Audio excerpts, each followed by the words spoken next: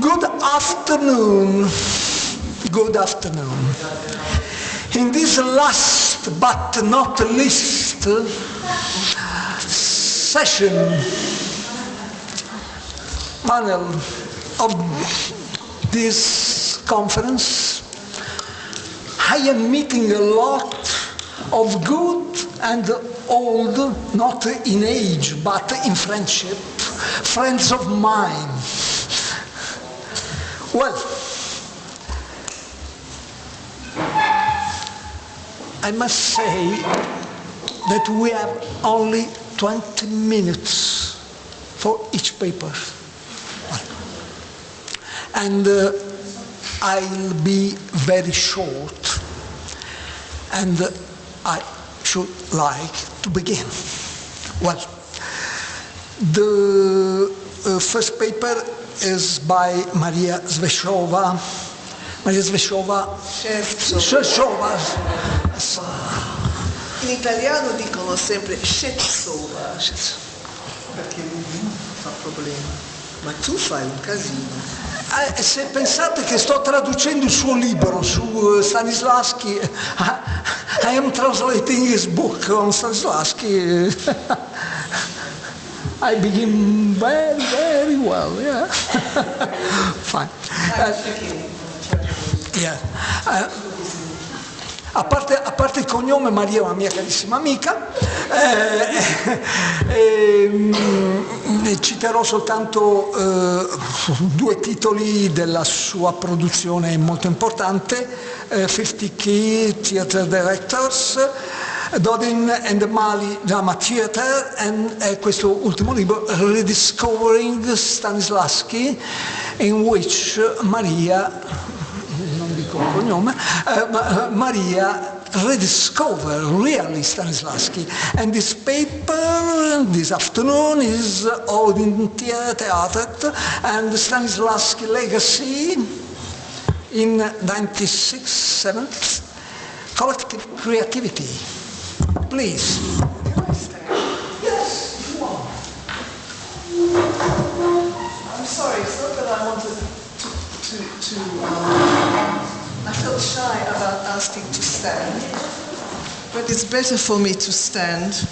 Una comunicazione dimenticato che i documenti possono prendere le cuffie per le traduzioni simultanee, perché sapete che vanno in tedesco, quindi sono lì. It's better for me to stand because when I was a student and went every night to the theatre, the only way I could afford to see the productions was to stand at the back. So it becomes a bad habit, standing. I still stand for shows all over the world. It's the only way sometimes that I can see them at all. So excuse me, I don't want to be a diva, I just want to stand. First of all, let me be quite clear.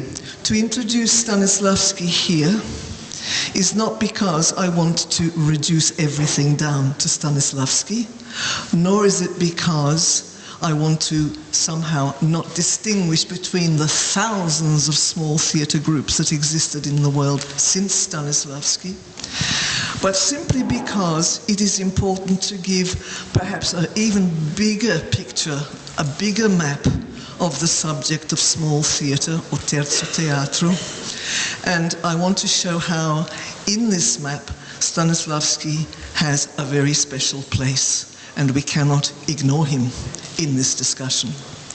And secondly, how did this happen?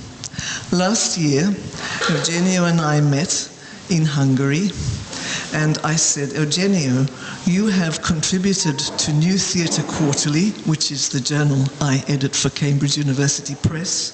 You have written us 19 articles. Can I please ask for 20?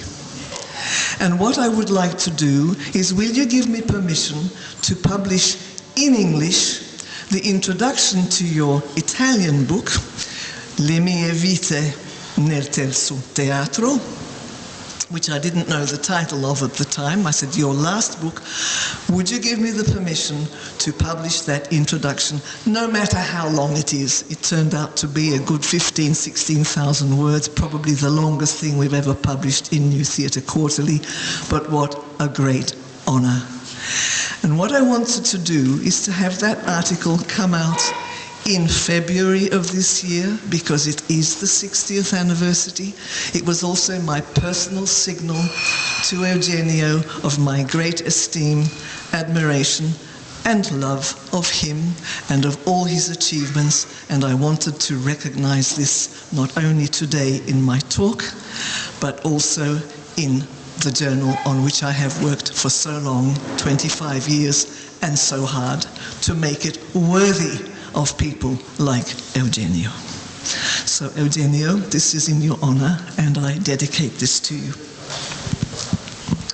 Now, in the course of the conversation, Eugenio said, you don't know the title of my book.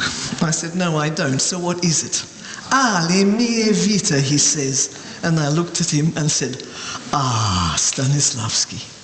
Because Stanislavski's first great book was My Life in Art.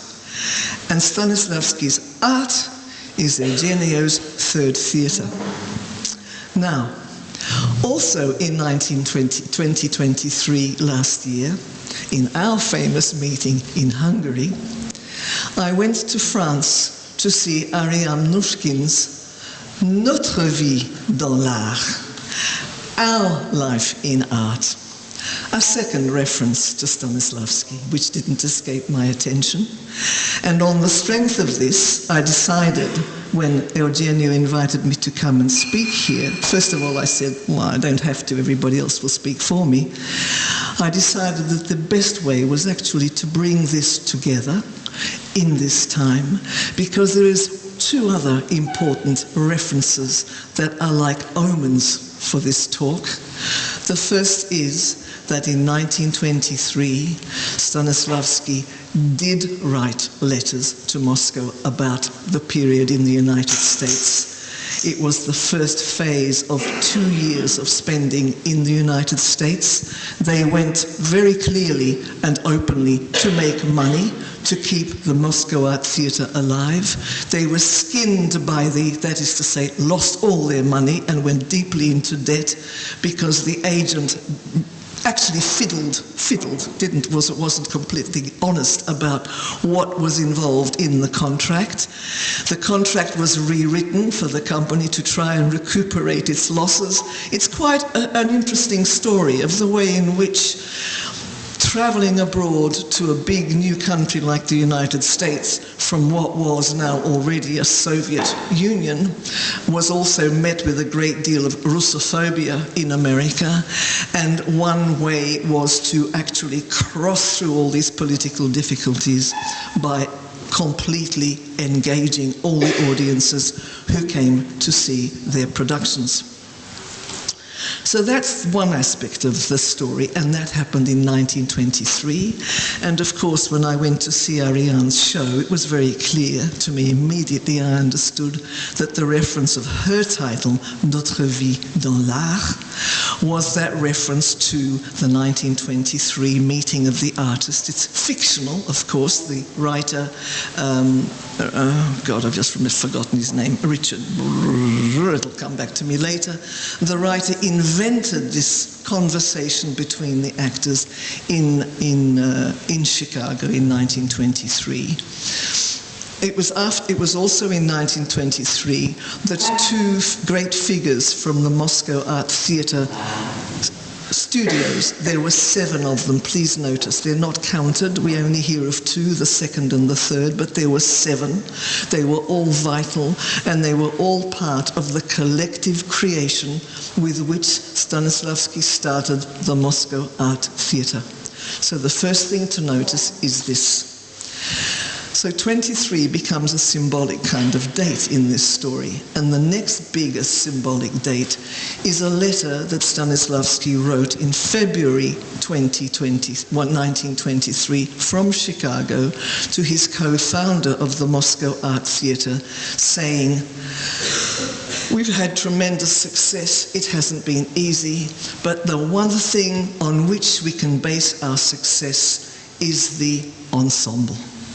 So my talk is really about what does the ensemble mean for Stanislavski at that time, and then through those 7 studios ending in 1935 and 38, which was the height of the Stalinist terror.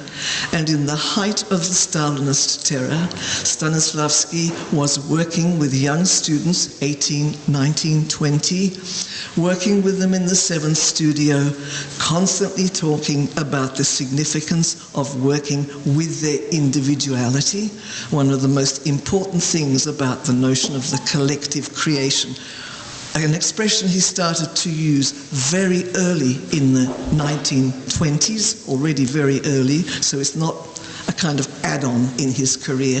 He starts with this, and I'll come back to this in a minute, keeping in mind that there's so little time for so big a subject. He starts with this. But the important thing here is that those studios, particularly at the height of the terror, he was working with students. I looked at the archives to see what kind of vocabulary he was using, and he constantly talks about the individuality of the actor, not to be confused with the American notion of individualism, the individuality, the equality among peers of actors, to be within the construction of collective creativity, and also the fundamental principle that he constantly talks about with the students, with his teachers who teach in that theatre, is the notion of the freedom of the imagination, the freedom of action, the doing process, the creative process. What is art? Art is doing theatre in a new way from the old ways, which were, when the Moscow Art Theatre was founded, were built on money and what he calls the barmen and the administrators. So to cut away from the process of the exploitation of the actor, to create the human conditions for the actor to work, one of the things he comments on in his notes on Chicago is how marvelous the technicians are, but how appalling the conditions for the actors. Rats in the toilets, rats where they sleep, dirt, darkness. The very things against which he had fought in Russia to establish the dignity of the actor. This could become, of course, a talk on acting and training. He doesn't use the word training. He makes a distinction between training and developing the actor. But I can't do that. That's not the theme of my talk. The theme is the collective group. The small group, the large group, but certainly a collectively established group.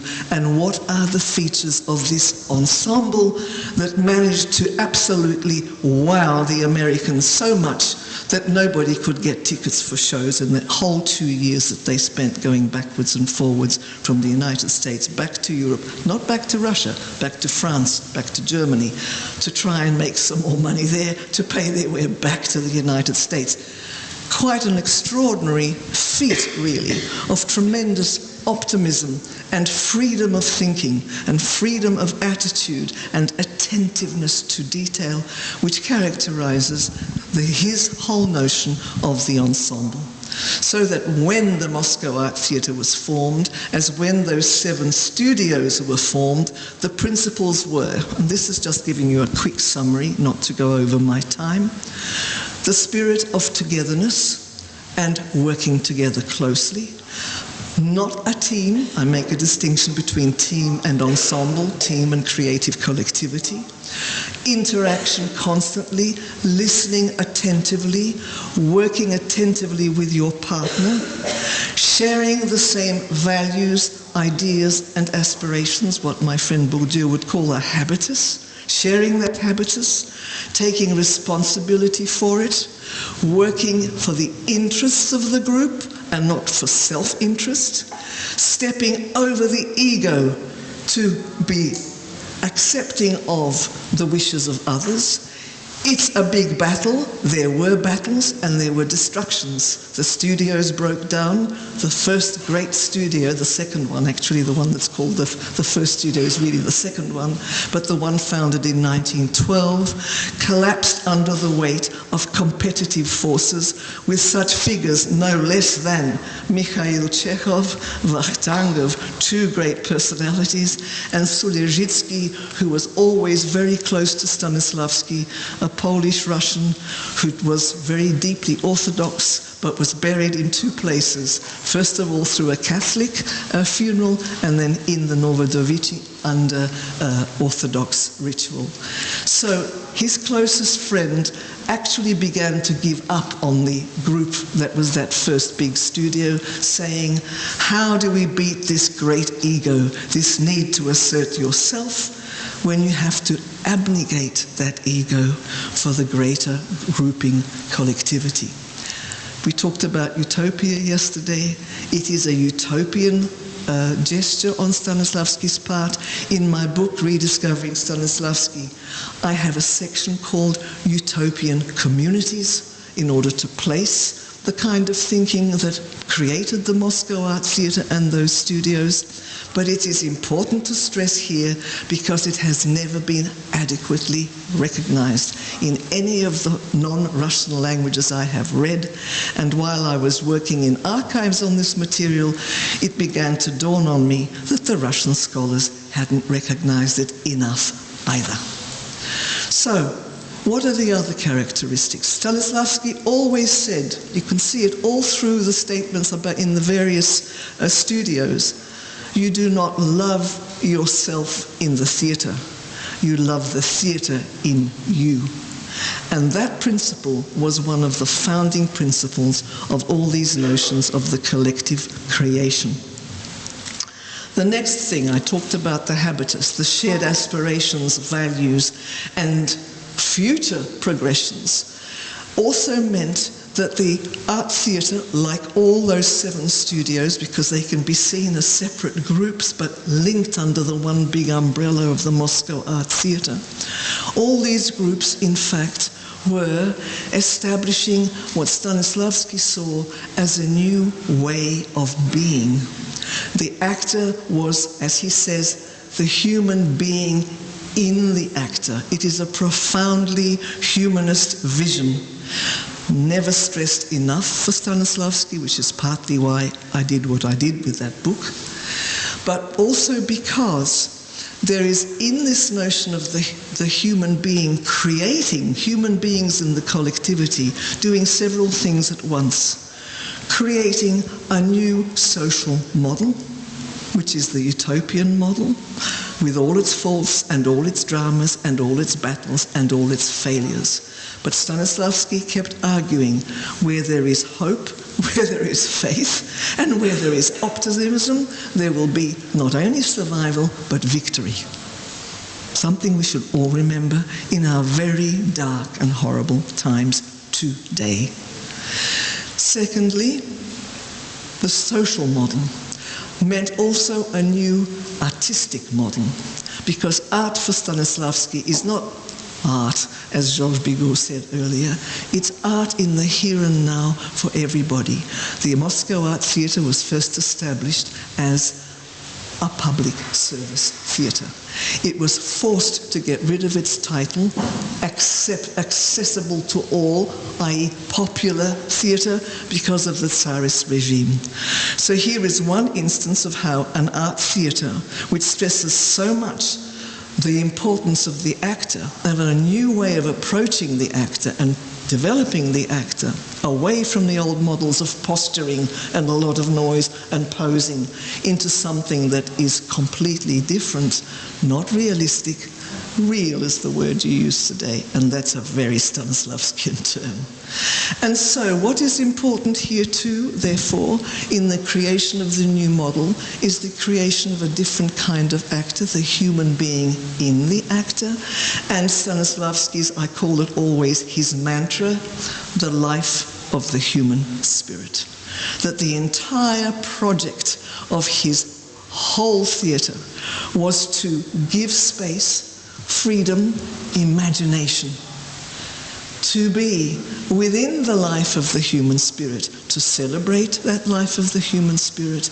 And in fact, it became, in some ways, a very underground sort of political position that Stanislavski held all his life. We saw it very clearly in the way he spoke with the students who were all Komsomol kids in the last studio, but it was clear already in a different form at the beginning.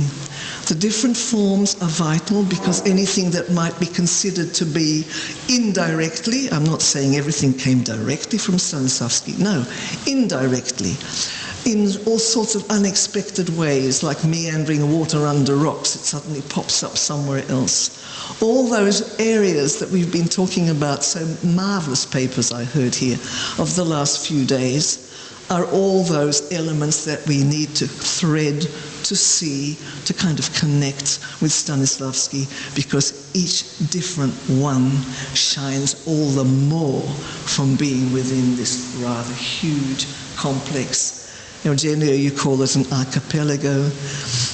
I don't know what I call it. It's a map, at least a map. Let's start with the word map, because if you can join the dots and thread the threads and links the links, one sees the parenté, the similarities in all the differences, the linking thread in all the uniqueness, the humanity in the inhuman world, which we all know in the world of life every day anyway, never mind the horrors of war.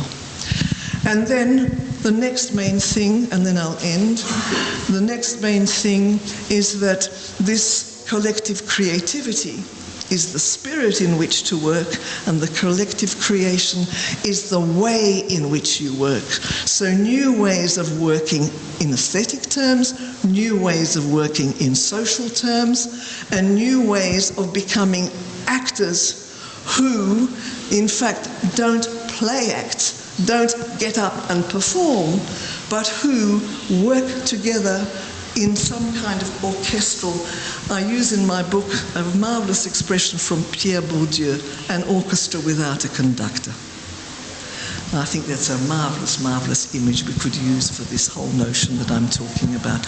And then the fourth element that needs to be brought out, because it never has adequately been brought out, is the role of the spectator in the creative process. If Stanislavski talked about actors being co-authors, in my knowledge, he's the first to use this term, co-authors. They were co-creators, co-authors of the work.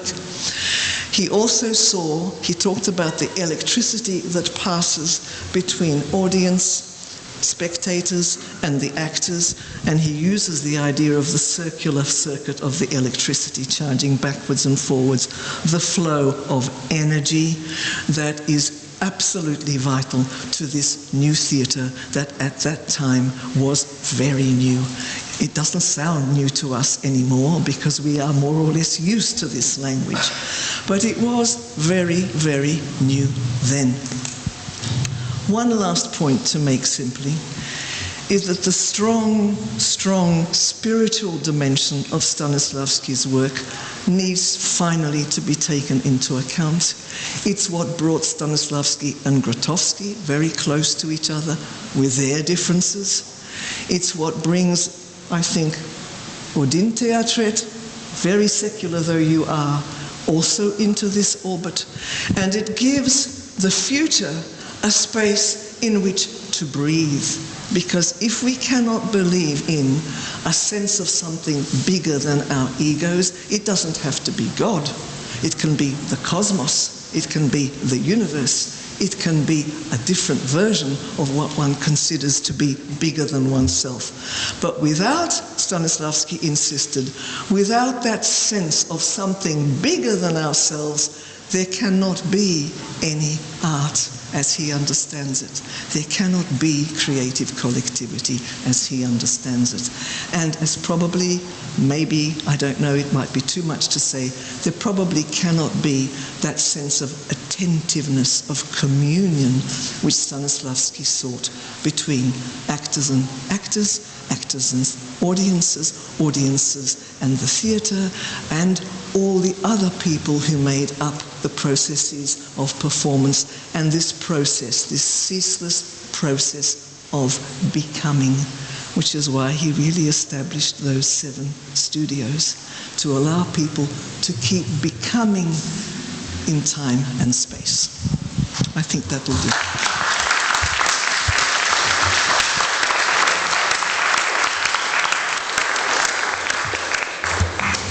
Thank you, Maria. Thank you, Maria. Now the first couple of scholars, Kathrine Winkelhorn, min svenska är bättre än min ryska. Första är det Exe. Yeah, and the Exe, Christoffersen.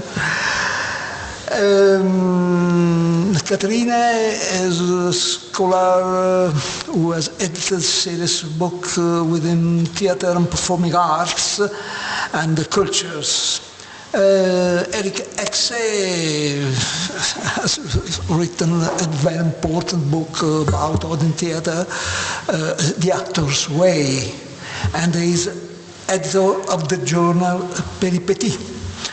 With the we were many times in Osterbro for the Festuve, and we had a very good time together. Okay. Well, I talk a little in 9 minutes, and sorry, I will talk in 9 minutes, and then we have Kathrine, and between we also put some photos on the screen. Okay.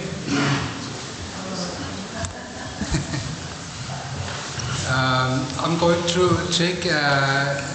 going to talk about the performance in Holstebro, and we are trying to focus on what we call resonance between Odin, Teatret and the city of Holstebro.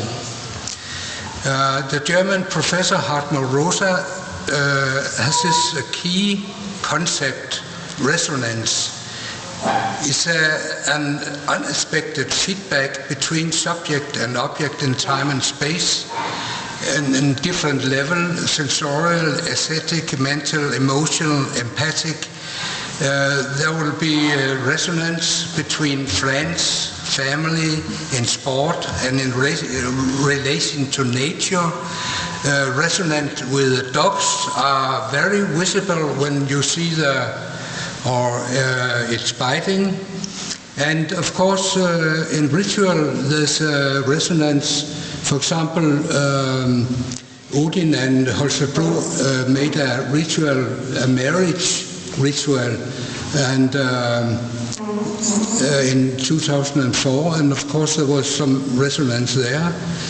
And even in this conference we're sitting here, there are different kind of resonance. We meet each other. Some are strangers, some know each other, but sometimes it's only a keyword like Stanislavski, for example, or Hamlet, that keep the resonance between us. And sometimes it's face to face, something happened.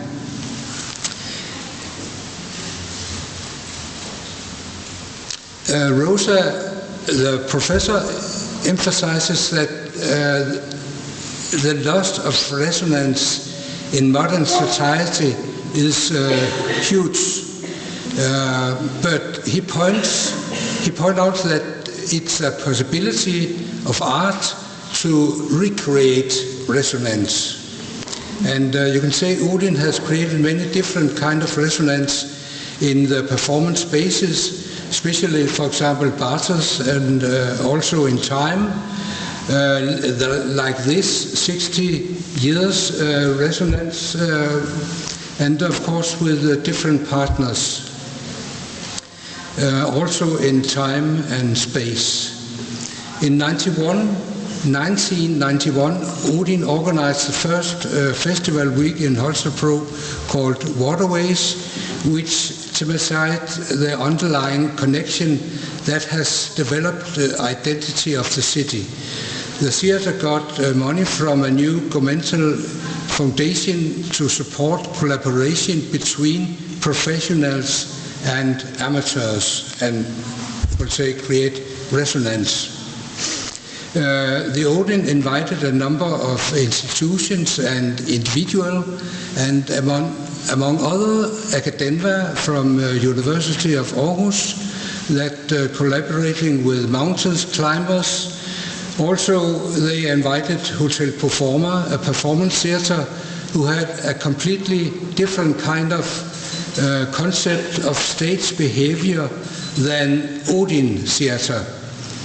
Kirsten Delholm from Hotel Performer worked with Ulrik Skeel from Odin, and they made a performance called Skibet Bro, the ship bro. This was a 7-day performance staged on the roof of a parking lot at a supermarket in the center of the city. Here in the picture we see a cleaning of the roof by the firemen. Every 4 hours interval there were performances on the roof with a number of private associations and clubs throughout the day and evening. Everybody, 700 in all, from Holstebro. It was sport clubs, the police were singing, the military showed dressing procedures, the firefighters chose a sea of foam, the karate club, the archers, the dog club, car and motorbike clubs, riding school, dance association that showed various fragments of their learned skill. All activity were resonating with the weather, sometimes sunny and sometimes raining. It was in September in Denmark. All these activities were performed in reality, but in a tightly choreographed manner, accompanied by different type of music that did not fit together at all. This real activity were restaged in a new context on the roof as useless and in a way without meaning, and precisely therefore with what Roland Barthes calls a reality effect. At the same time, a real wooden ship was built by professional shipbuilders through the week. Every evening Odin performed on the roof with white dress, seen from Klabauterfolket. They are invisible ghosts who live on ships, and if they knock with a hammer, storm and death will come. It was a partial remake of an early performance called Talabot. Theatre Academia performed with the mountain climbers dressed as angel at 4 o'clock in the morning, also with a Japanese dancer. Throughout the week, the climbers also had the function of appearing at a church tower, chimneys, bridges, and places where they connected to waterways. You see the picture up front.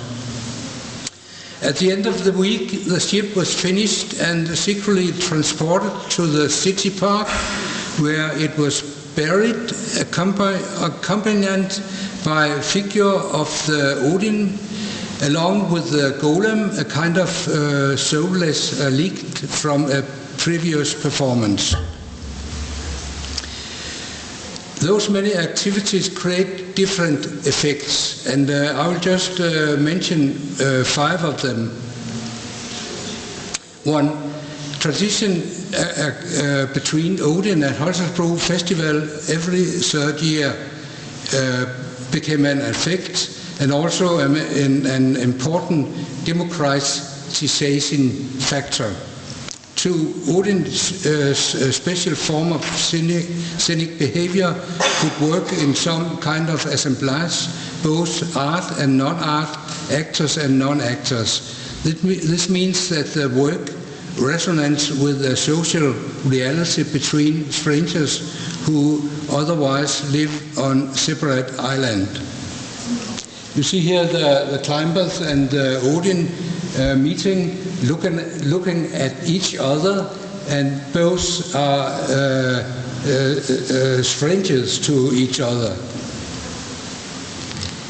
But they have a kind of feedback look. 3, it creates a form of a performative identity for Holstebro. Image of mountain climbers on the city tower appeared, for example, several years later in a tourist guide as a kind of icon for Holstebro, where one can make different dreams come true. Holstebro, is located in a completely flat landscape, no mountains. But anyway, if you have the dream of climbing, you can do it. So Holstebro became, or got a new identity, both real and unreal, as marriage between Holstebro and Odin also was a kind of unreal and real activity. 4, it created the basic for a theatre tradition such as Theatre College, or, for example, Rimini Portugal, where special staging represents cities. 5, it points to the fact that a useless and somewhat insignificant action can have a significant impact in history. It is the theatre's ability to create a gesture in time and space, but it is nevertheless, which is useless, but nevertheless cast a shadow that will remain in time and space. After 30 years, the ship is still buried in the park, and in 2021, there was a kind of celebrating 30 years for the burying, and the brass sign was placed on the spot on the tree, which was planted by the grave. This was a short speech. There was a short speech, poetry reading, and joint singing. So you can see this was a kind of theatrical memorial ritual which created a resonance between real and unreal, and also in time from 21 to 91. Here we just see the 5 effects very shortly, and I will not go through them, but put the words to Kathrine. Okay, super. And when we'll show some more slides here behind me that you can hopefully enjoy. But the thing is, we're going to ask if a festive week may enrich or resonate within a city for more than just a week. And this is what I'm going to talk about. Well, a precondition to carry out a festive week is that an institution takes on the initiative. In an interview with Eugenio Barba, he says that the idea is to involve the concealed cultural environment, like schools, factories, associations, to make these microcultures visible through connecting them with a common theme, and consequently make the citizens experience their own territory through some kind of magic and transformation of the daily life. Like the carnival, the Odin works with the notion of change and renewal in their artistic practices. The festive week offers the citizens to be part of something different. The Russian philosopher and literary critic Michael Bakhtin states, "Every party is an important primary custom of human culture.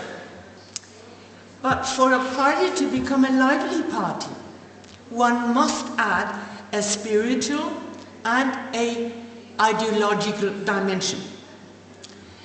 Bakhtin's philosophy is based on the medieval carnival culture, and there seem to be some parallels to the Odin's dramaturgical practice.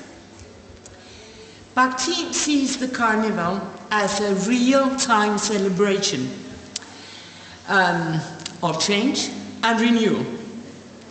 And for a short while, a carnival suspends the ruling truth and order, and people take part in the carnival because the very idea includes all people. During the carnival, status, profession was reset, so a quite free communication between people could take place and new women's bonds could be established. The collaboration and the process of creation between the various people generates some kind of superior dramaturgy with its own rules, where disorder becomes a key concept. We could argue that the strategy of the festive weeks stands on the shoulders of the carnival. As such, Holstebro Festive Week may be seen as a vibrant social, experiential space, but maybe also to some kind of a micro-city laboratory. Through its practices, the Odin creates live actions in the city that frame the everyday life. And through these actions, Odin contributes to institute the city's values, which are at play and are being negotiated throughout borders and performative actions. It discloses the boundaries between people and even authorities when the police and the military are included and getting other roads. As the head of police say, "We have arrested the polar bear," a famous Odin figure, who was shooting with a water pistol in the pedestrian street, and we put him in chains. I mean, the normal roles have been reversed, and the police are playing the game, which everybody in the city appreciates. For the first decades in Holstebro, the Odins were perceived as strangers. I guess that the ultimate acceptance took place in 2004 during a festive week when Eugenia Barba led Iben Rasmussen, disguised as trickster, up as the bride in the beautiful city hall, and consequently Holstebro married Odin Teatret.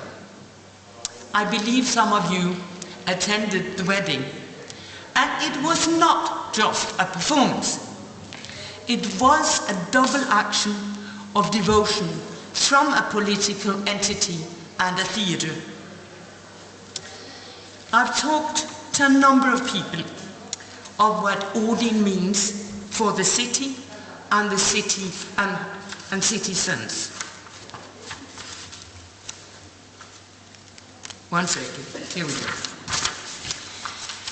The first one I spoke to was a right-wing chairman, and I quote, of culture.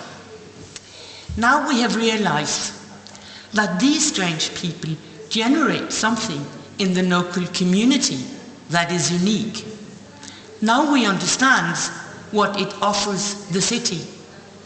Culture breaks down boundaries And this is what Odin Teatret is doing in their work. During a conversation with the librarian, she summarizes the essence of the festive week as such. The festival for me is the professionals working with the amateurs. They make the amateurs doing something which is unique. The extraordinary is that the Odin Theatre reaches the citizens and involves them. The Odin makes people do something they did not know they could do, and involves them in something they did not know they were interested in. And then you see that your neighbor can do something and you get really surprised. I also interviewed the mayor, and he said, in Holstebro, we have become dependent on Odin Teatret, who makes us take part and have been a common denominator for the entire city. It is a gift that we have Odin Teatret. The mayor also mentions that in Holstebro they haven't had the same worries and conflicts with immigrants as in neighboring cities. He explains this is partly due to the fact that Odin Teatret always has had a number of foreigners included in their activities. And it is pretty unusual that a mayor states that the local theatre is a gift and that it had become a common denominator for a city. There is one word the people I talk to clearly articulate, and that is that they're very proud of living in Holstebro, since here we do something which nobody else is doing. When I visited the director of the travel agency, he put it like this. One is proud that we don't merely fly in Dolly Parton at the stadium, even she is super good. By this statement, the director stresses that the festival is something different from what other cities are doing. Not only does the festival contribute to an increased social cohesion and participation, it has become an unattended agency for democracy, says a senior lecturer from Aarhus University living in Holstebro. The head of town planning says, I am from Holstebro, and the citizens integrate into this event. You're involved. You're not just a spectator. I still remember the day when a Viking ship was buried in the park. I remember it like it was yesterday. It was crazy that we buried a ship in the park. And one cannot imagine the festival week without Odin Teatret as a central figure. It means something to our collective consciousness of the city. By using the pronoun we, the town planner perceives the ceremonial funeral of the Viking ship as collective actions in the city. Several words may characterize the festival week, but if there is just one single word to spend, that would be to invite. Embedded in this word lies an element of solidarity with the city and the desire to work together with the citizens. The festival is both a presentation and a process, where the process may be just as important as the result. This event makes cities' values come into play, partnerships are established, networks are fueled, and new bonds are made with people you do not know. And what is happening during the festive week is that this entire event, in a way, poeticizing the city, which makes it great, and maybe that's why people remember it. The Odin is the catalyzer that renders a significant, a vibrant legacy to the city and the citizens. Thank you.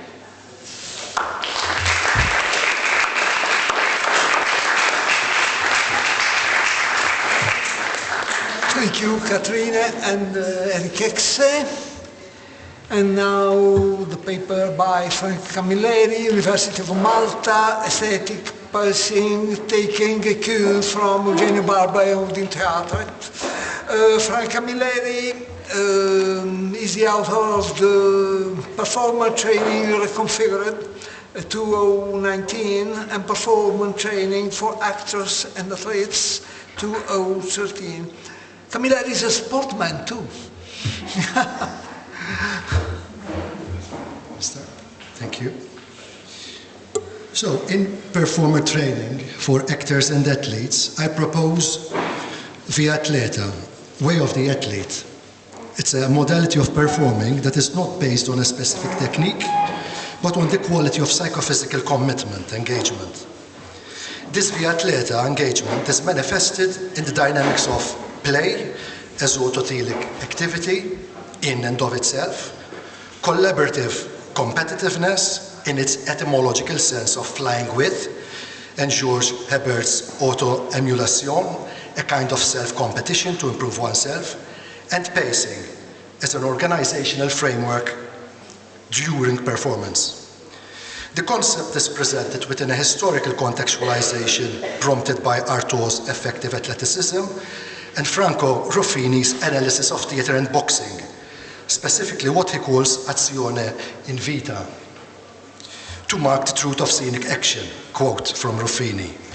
For stage action to be true, fiction without lying, it must be azione in vita, action in life, that is real, and leaving aside any instance of realism. What sets Via Atleta apart from other ways of being is the accent on physical engagement as an intensified encounter with the world's materiality and its affordances. More precisely, it is the modality of that intensity and engagement. That is, its autotelic playfulness, inherent competitiveness, and organizational pacing, which distinguishes it from related practices. In comparison, Artaud's total theater comes across as too self-annihilatory in the quest for self-discovery. Likewise, Grotowski's poor theater appears too sacrificially, Christ-like, serious and heavy, with the weight of the world on one's shoulder, to be playful.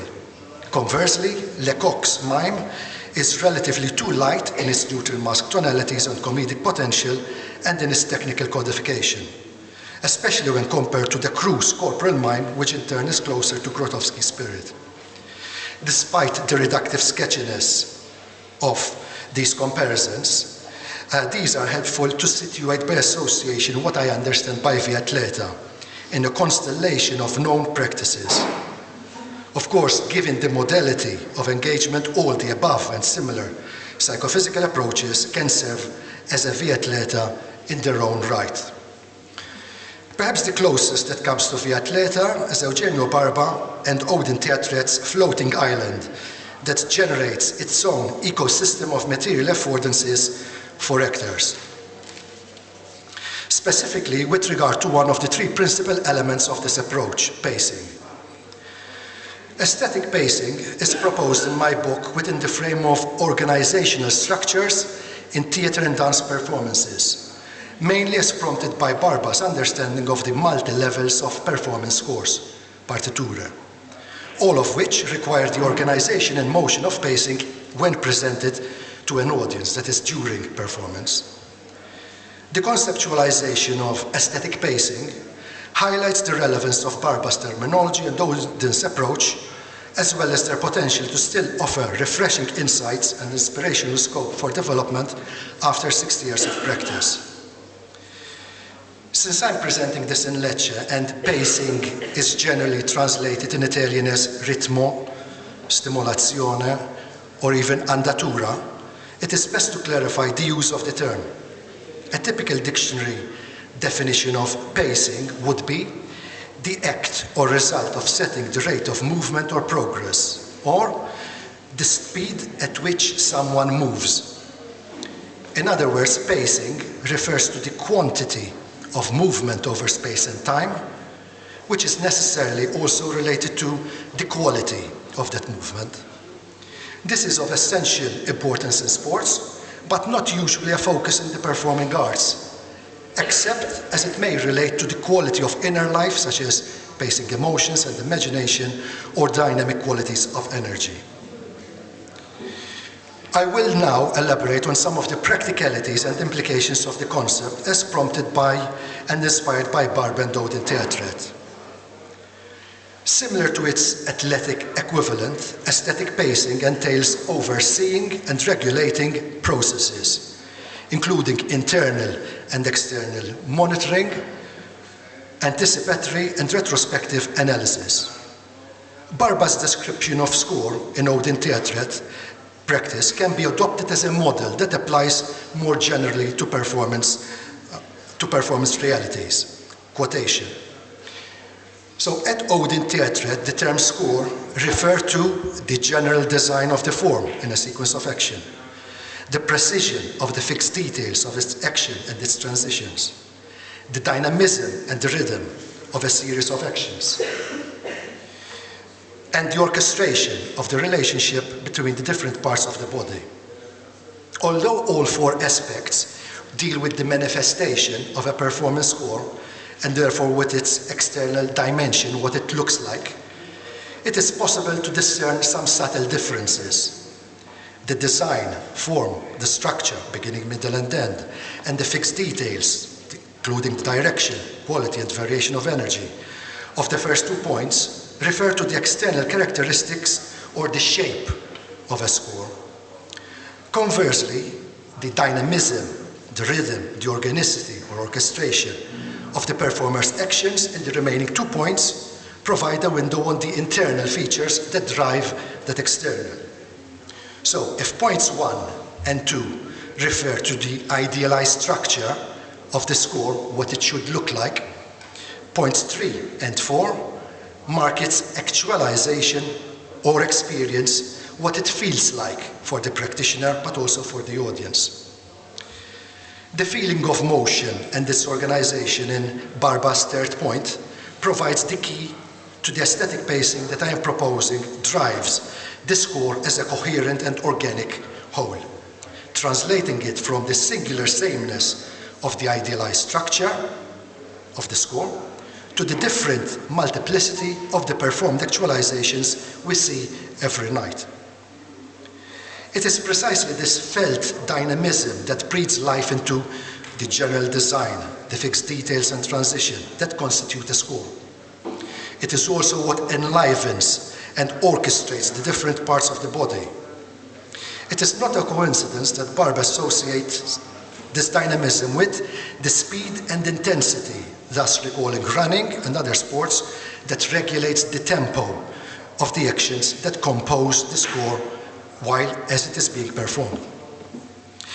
Barba's account of performance scores and its manifestation in Odin's performances was key for me to understand better the nature of the affordances available to performers and directors, both in designing and inhabiting individual and collective structures of performance scores.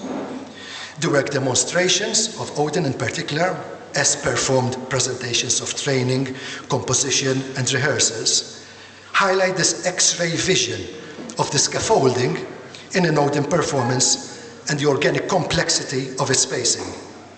An organic complexity that is athletic in its flexibility as it is being molded into shape. The rest of my presentation considers some of the implications for aesthetic and athletic practices, including the question of the regulation or control of actions that Barba mentions in point 3, and which I reread here in terms of dynamic modulation. So athlete and sports coach Matt Fitzgerald says that, quote, in endurance races, in endurance races, athletes pace themselves largely by feel, how they feel. External feedback from watches or from other runners in the space, in the street, may influence pacing, but it is an internal sense of the appropriateness of one's pace that has the first and final say in determining whether an athlete speeds up, holds steady, slows down, or collapses into a lifeless heap. The scientific name for this pacing mechanism is anticipatory regulation. Now, I propose dynamic modulation as a possible equivalent for aesthetic pacing. The notion of dynamic modulation builds on the concept of anticipatory regulation from sports and that of modulation from Philip Zarelli's phenomenological model of performer experience and embodiment. As such, dynamic modulation refers to an actor's aesthetic and technical sensibility, a refined awareness that monitors and adjusts internal and external action across the duration of a performance. Later, I will associate dynamic modulation with what Barbara describes as subscore. But do actors pace themselves when performing? As Barbara's account of scores exemplifies, the various layers and interrelationalities involved necessarily point to an organizing structure that serves as a plan of and for action. Chapter 2 of Barbara's On Directing and Dramaturgy, which deals with scores and subscores, is entitled precisely Organic Dramaturgy as a Level of Organization, thus underlining the organizational properties of a score. Theatre performers necessarily pace themselves on a somatic, on a physical level, especially if a score is physically demanding in its entirety or in parts, including if it has any challenging vocal actions that require reserves of breath and a suitable stance to support for their execution. What about emotional pacing? Do aesthetic performers, actors and dancers pace themselves to peak at the right time and, importantly, in an appropriate way? An actor's building up to an emotional scene, that is pacing up to an emotional scene, that would otherwise be rendered mechanically flat or unconvincingly amplified, is a clear example of moment-to-moment planned and controlled pacing. Indeed, it is such pacing that facilitates the actor to let go, to flow, at the right time. From a Stanislavskian perspective, this modulating capacity permits an actor to actualize a character's true line, that is, not as a fragmented set of aims, emotions, and actions in any given unit, which is an important part of the rehearsal process, but to understand and embody the line that links all aspects together, thus pacing the character forward through the narrative. Quote from Stanislavski: that inner line of effort that guides the actors from the beginning to the end of the play we call the continuity, or the true line, true going action. This true line galvanizes all the small units and objectives of the play and directs them towards the super objective, the super task. From then on, they all serve the common purpose. End quote. Stanislavski's choice of words, albeit as translated by Hapgood, is revealing. An effort from beginning to the end, continuity, galvanizes, directs, all resonate with the conceptualization of pacing. It is in this sense that an actor's true line, which incorporates what amounts to a character's emotional itinerary, corresponds to strategy or a game plan in athletic events. Phenomena and occurrences of this kind that apply to psychological realism are also relevant to other forms, including, and notably in Odin Teatret's case, where one often has a sense of the subterranean levels of the performance or emotion. That is, just as one can see a runner's strategy in motion, spectators of an Odin performance get a sense of the micro, the individual, and the macro, the collective scaffolding that requires complex orchestration and inhabitation in an Odin performance. This is not so much a Brechtian mode that draws attention to its own representation, but a kind of a repurposed, reassembled or recycled theatricality that takes on a new life.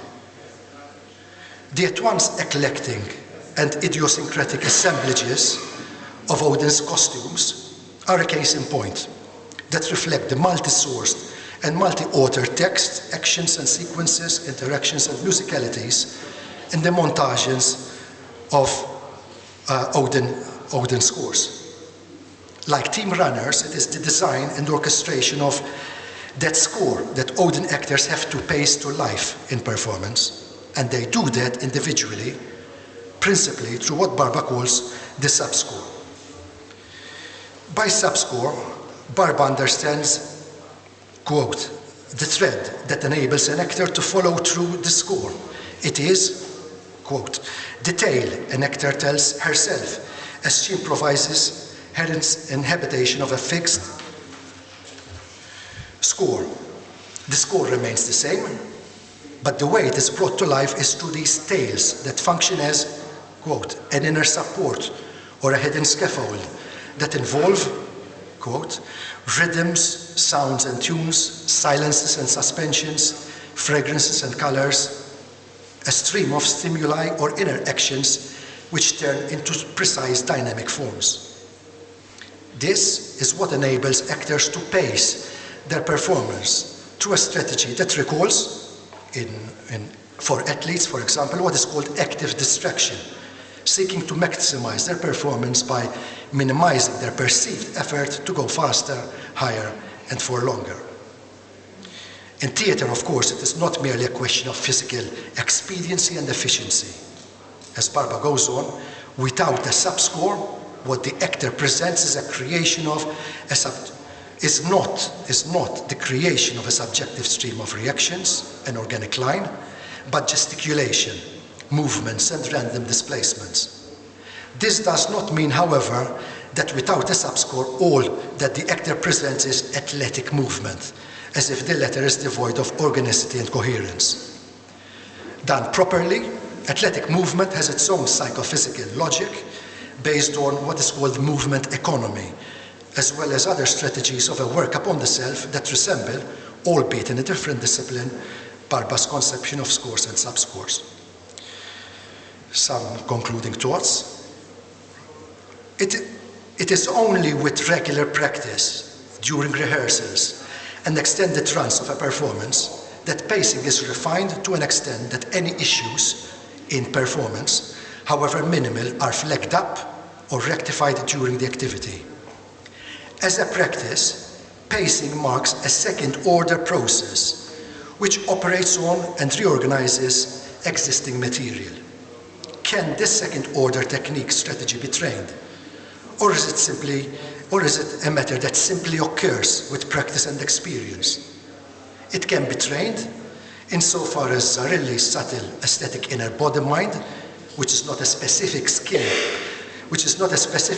per se, but a mode of awareness, can be trained via long-term practice. Considered in this light, aesthetic pacing can be nurtured almost indirectly, because as a second-level process, it relies on the extent and depth of first-level skills. In this regard, Barba's formulation of the 4 aspects or dimensions of a score can serve as a preparation and a training for aesthetic pacing.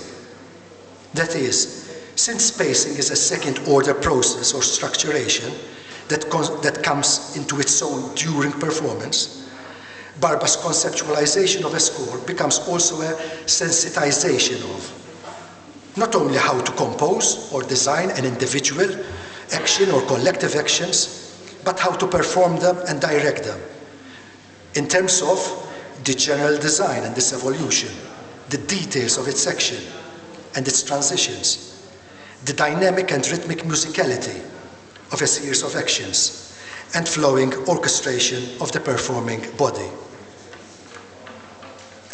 This becomes the arguably more complex equivalent of training the pacing ability of runners in terms of running economy, active distraction, and other means. Unfortunately, I have ran out of time. Right? I've been pacing myself, except to say that after 60 years, Barba and Odin Teatret are still running an ultra marathon that keeps on giving. It has been a pleasure and an education for me following this journey. And here's to them running further miles in this ultra marathon.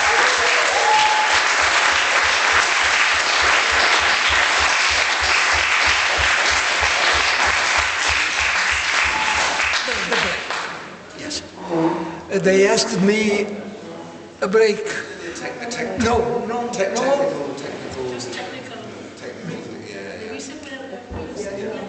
Can we go on? Yes, we can go on. Yeah, thank you.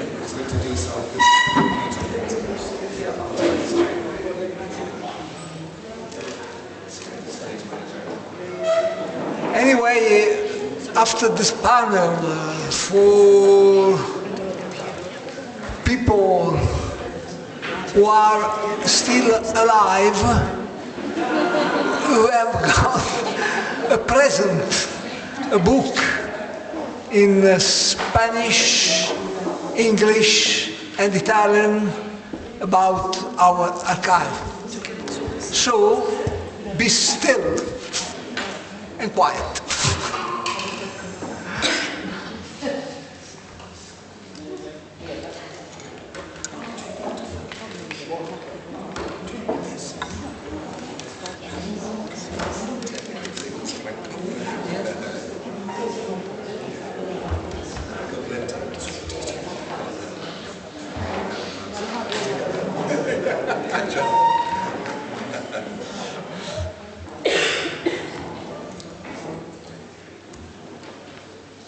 I am not so evil, so cruel.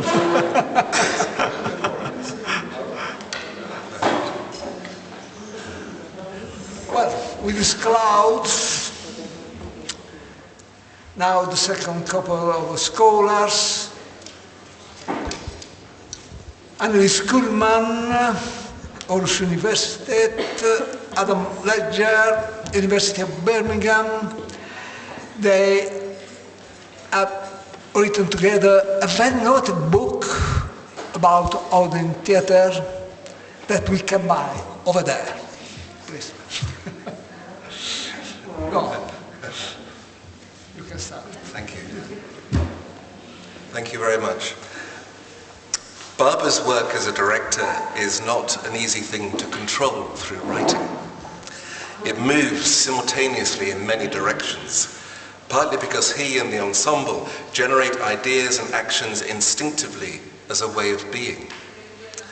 The weave of the performance is not only a montage, but also part of a highly sophisticated network, incorporating artistic, pedagogic, and administrative duties.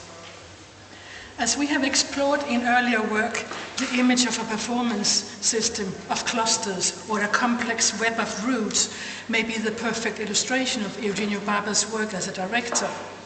Whilst our presentation takes shape of a dialogue where we limit ourselves to some discussion of the creation process of Hamlet's clouds, we keep in mind networks of time and temporality.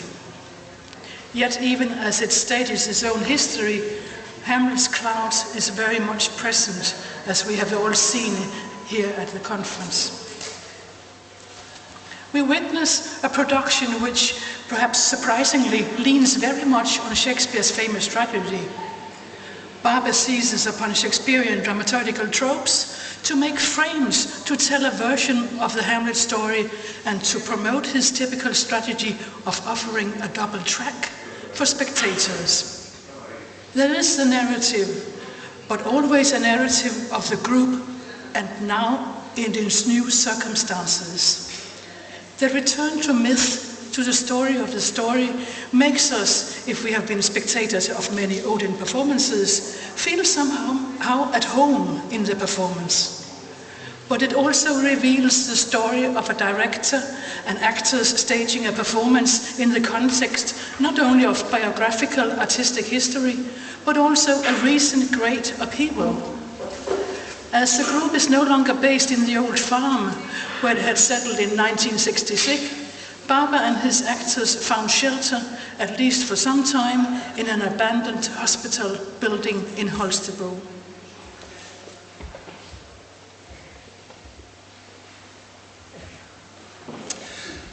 Today, we focus on the conditions and possibilities of Hamlet's clouds. Moments of rehearsal as we observed them, the theatricality of the work with its strong sense of mise en abîme, and how the performance ghosts itself. In 2018 and again in 2021, we published a book that sought to elaborate Barber's work not through a convenient chronology, but as suggested beforehand, through writing, or at least trying to write in several directions at once. And here we just want to acknowledge the expert work of our translator in the Italian edition of the work, which is Leonardo Mancini, and the support of Franco Perrelli. The center of that book is the performance The Tree from a few years ago, which gave us an actual and metaphorical subject, allowing discussion of the multiplicity of Barber's activities. Again, today, we allow ourselves both some thick description and to cross some thin lines, as described by the scholar Paul Allain. As Allain puts it, to quote, "If one does have privileged access to such processes, it comes with some responsibility that not to share findings might be indecent." The performance dramaturgy derives from the circumstances of a group of strolling actors who perform, as Hamlet says, to catch our conscience, as witnesses of history. The action reflects disruptive and disrupted times, perhaps mirroring the history of Odin Teatret over the last few years since COVID-19. In Hamlet's Clouds, the passage of time is not least expressed through the actors' bodily rhythms of age. There is the opposition of younger and older. There is Else Marie, who has been in Odin Theater since 1964, and Julia Valli, an actress since 1976. But there is disjoint. Rina Skeel, a former organizer and editor, had begun to appear in the performances The Deaf Man House from 2020, and now is an actor in Hamlet's Clouds.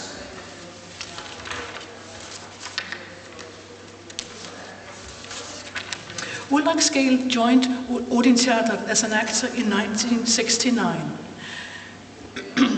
But for a long time, he was not an actor, and as he jokes now that he is 75, he has become an actor again. Two younger people have arrived, Jakob Nielsen and Antonio Tuaza, who created the performance The Thrilling Violinists, which we've seen, and now complete the ensemble. In the room, perhaps these dramatis personae are not actually so much a mixture of old and new actors, but actors in a new configuration, one comprising different experiences and qualities of energy. An Odin in front of a director who must embrace the current picture of Odin Teatret in 2024 and start again. Now, the double tracks somehow merge into one.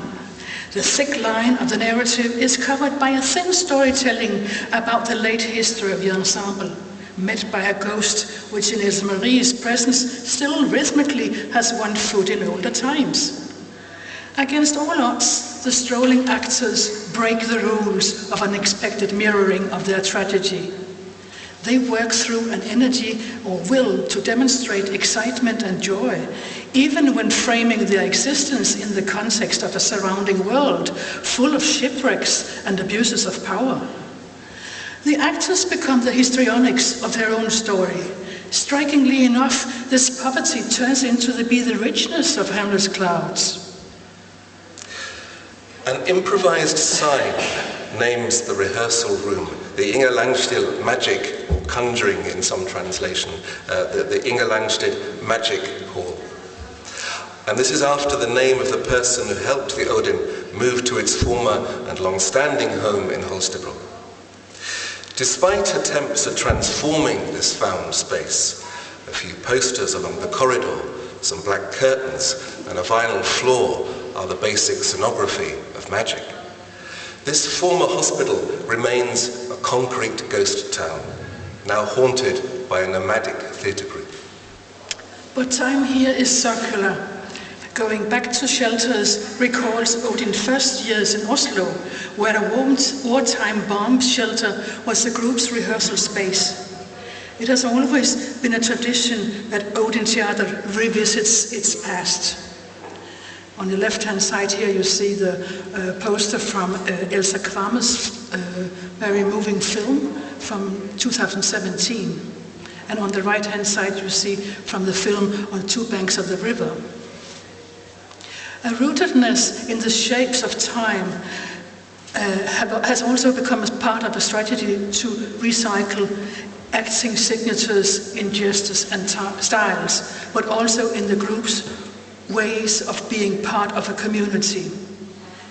In Hamlet's Clouds, the sounds of the cock signals time, and as an image recalls to Vital's dancing the death dance in the in the Book of Dances, was very different from the apparent simplicity and accessibility of that work. Hamlet's Clouds is also a performance that does not hide its means of production, a feature of the Meyerholdian theatre. At either end of the performance space, set up in Barber's typical Two Banks of the River, there are, for instance, projectors that display cycles of images. Barber has incorporated such devices before, most recently in The Tree, but now moving images have been expertly created by Stefano Di Budo. The setup is simple. The projectors rest on the floor and are vulnerable to knocks by the actors' whirlwind activity. The lanterns, what few there are, move and cause the wrong shadows to be cast on the screen and costume. In rehearsal, Barber spent time clarifying Ulrich's position to avoid interrupting light sources. This place is a crowded shelter. This setup concerns using what the group has at its disposal and the pragmatics of touring. It pushes to the extreme the troupe's capabilities. In conversation with us, Eugenio has said that he now does not do poor theatre anymore, but humble theatre. The readiness is all, as Hamlet says, is the sats or impulse, which also becomes a performance leitmotif of survival. In less than perfect conditions, it is also the preparedness of ambition and the risk of making magic. Rehearsal for Hamlet's Clouds seemed to comprise a combination of enforced circumstances and old certainties. As Barber explains in the programme for the performance, active patience is the quality that allows you to go beyond intelligence and find what you do not know you are looking for. I let instinct and experience identify the theme of the new performance. This is also what creativity consists of, deciphering and making use of the circumstances that chance offers. The clouds appeared in Ulrich's and Rina's dining room when I asked Jan to sing a song as the first step towards the performance whose theme and title we still didn't know. Barber's approach is a mixture of pragmatism and the need to place himself in the paradoxical position of encountering what he has called the Sphinx of the performance. This is in the book Burning the House. In real terms, once there is an assembly of performance materials, there is a strategy of run-throughs, but also subsequent working. To take just 2 moments from this part of rehearsal as we observe them in the magic room reveals that, if we look closely, Barber's directing is not only about the precision of actions, but the detail of time and timing. Eugenio is working on Rina and Ulrich's score. He wants to fix something, to check the timing perhaps, but is at first not sure. Repetition is the only strategy. And as in so many rehearsals over the years, the director's refrain of "ancora una volta" is heard. Eugenio insists upon a moment of micro-pause. Antonia accompanies with the drum. Barber instructs, when she speaks, you don't do this, only on the other. As well as the sonic ambience of this moment, this is a tiny action in what Barber has called, to quote, the mechanism of a biological clock, here conducted to precision. Without correct timing, there is no security to the repetition of the assembly, no life or scenic bios, as Barber puts it, and, of course, no passage of time in the performance. But time is not kind to some memories. Switching between languages constantly, like the actors, Barber's rehearsal vocabulary is full of phrases like "ti ricordi?" Most often it is "icke," not. So Ulrich repeats, but is stopped constantly in his efforts to make precise the gesture that indicates his possibly deliberately vulgar appreciation of Gertrude's female form. Eugenio demonstrates the kind of action he seeks. Such a fixity of moments in the actor's dramaturgy might create the narrative dramaturgy as Barber describes in his book Burning the House on Directing and Dramaturgy. Yet actions are part of a score that must be repeated and repeatable, fixed yet full of life. In the heat of rehearsal, the only way to find their exactitude is the via negativa of what is not right, icke. To the observer, at least, rehearsal concerns the fascination of details built into the currency of actions. But its nature is often one of stopping, not necessarily the flow of progress, a characteristic of the strategy of run-throughs. Asking how Odin Teatret stages time, this question aligns with Hamlet's reflection that the time is out of joint, and especially in the context of the theatre's 60th anniversary. The eternal myth based on Oedipus returns, which has been present in several Odin performances, most recently Thebes at the time of Yellow Fever. The dramaturgy of the performance reflects a book like a mirror, which is used at points in the performance. It becomes a fixed point not only of reflection, but of transformation. We, the audience, do not see what it is we are told. We witness our blindness.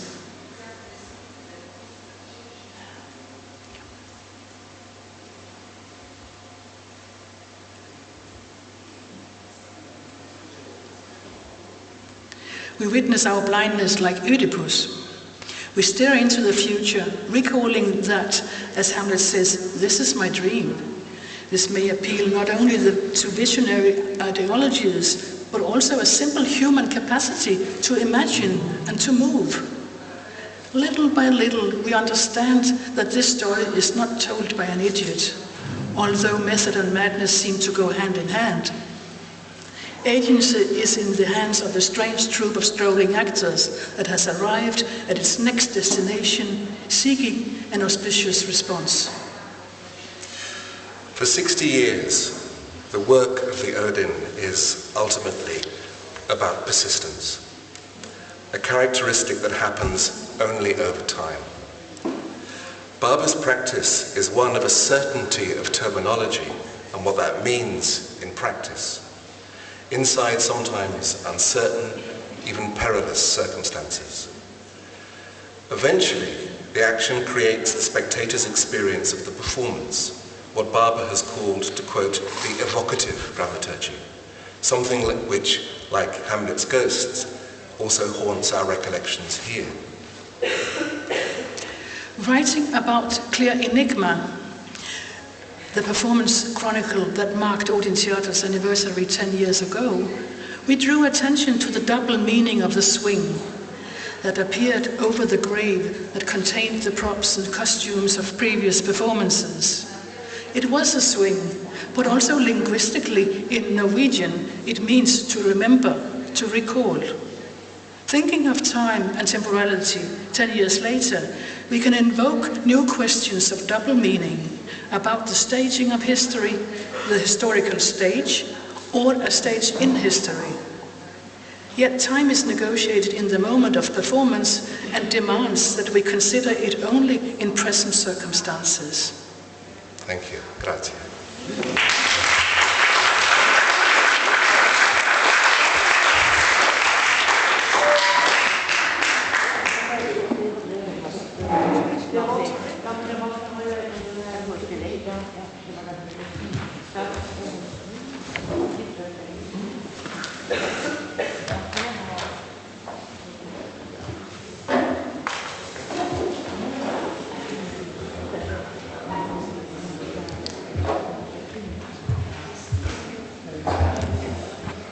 Thank you for the right times. Thank you.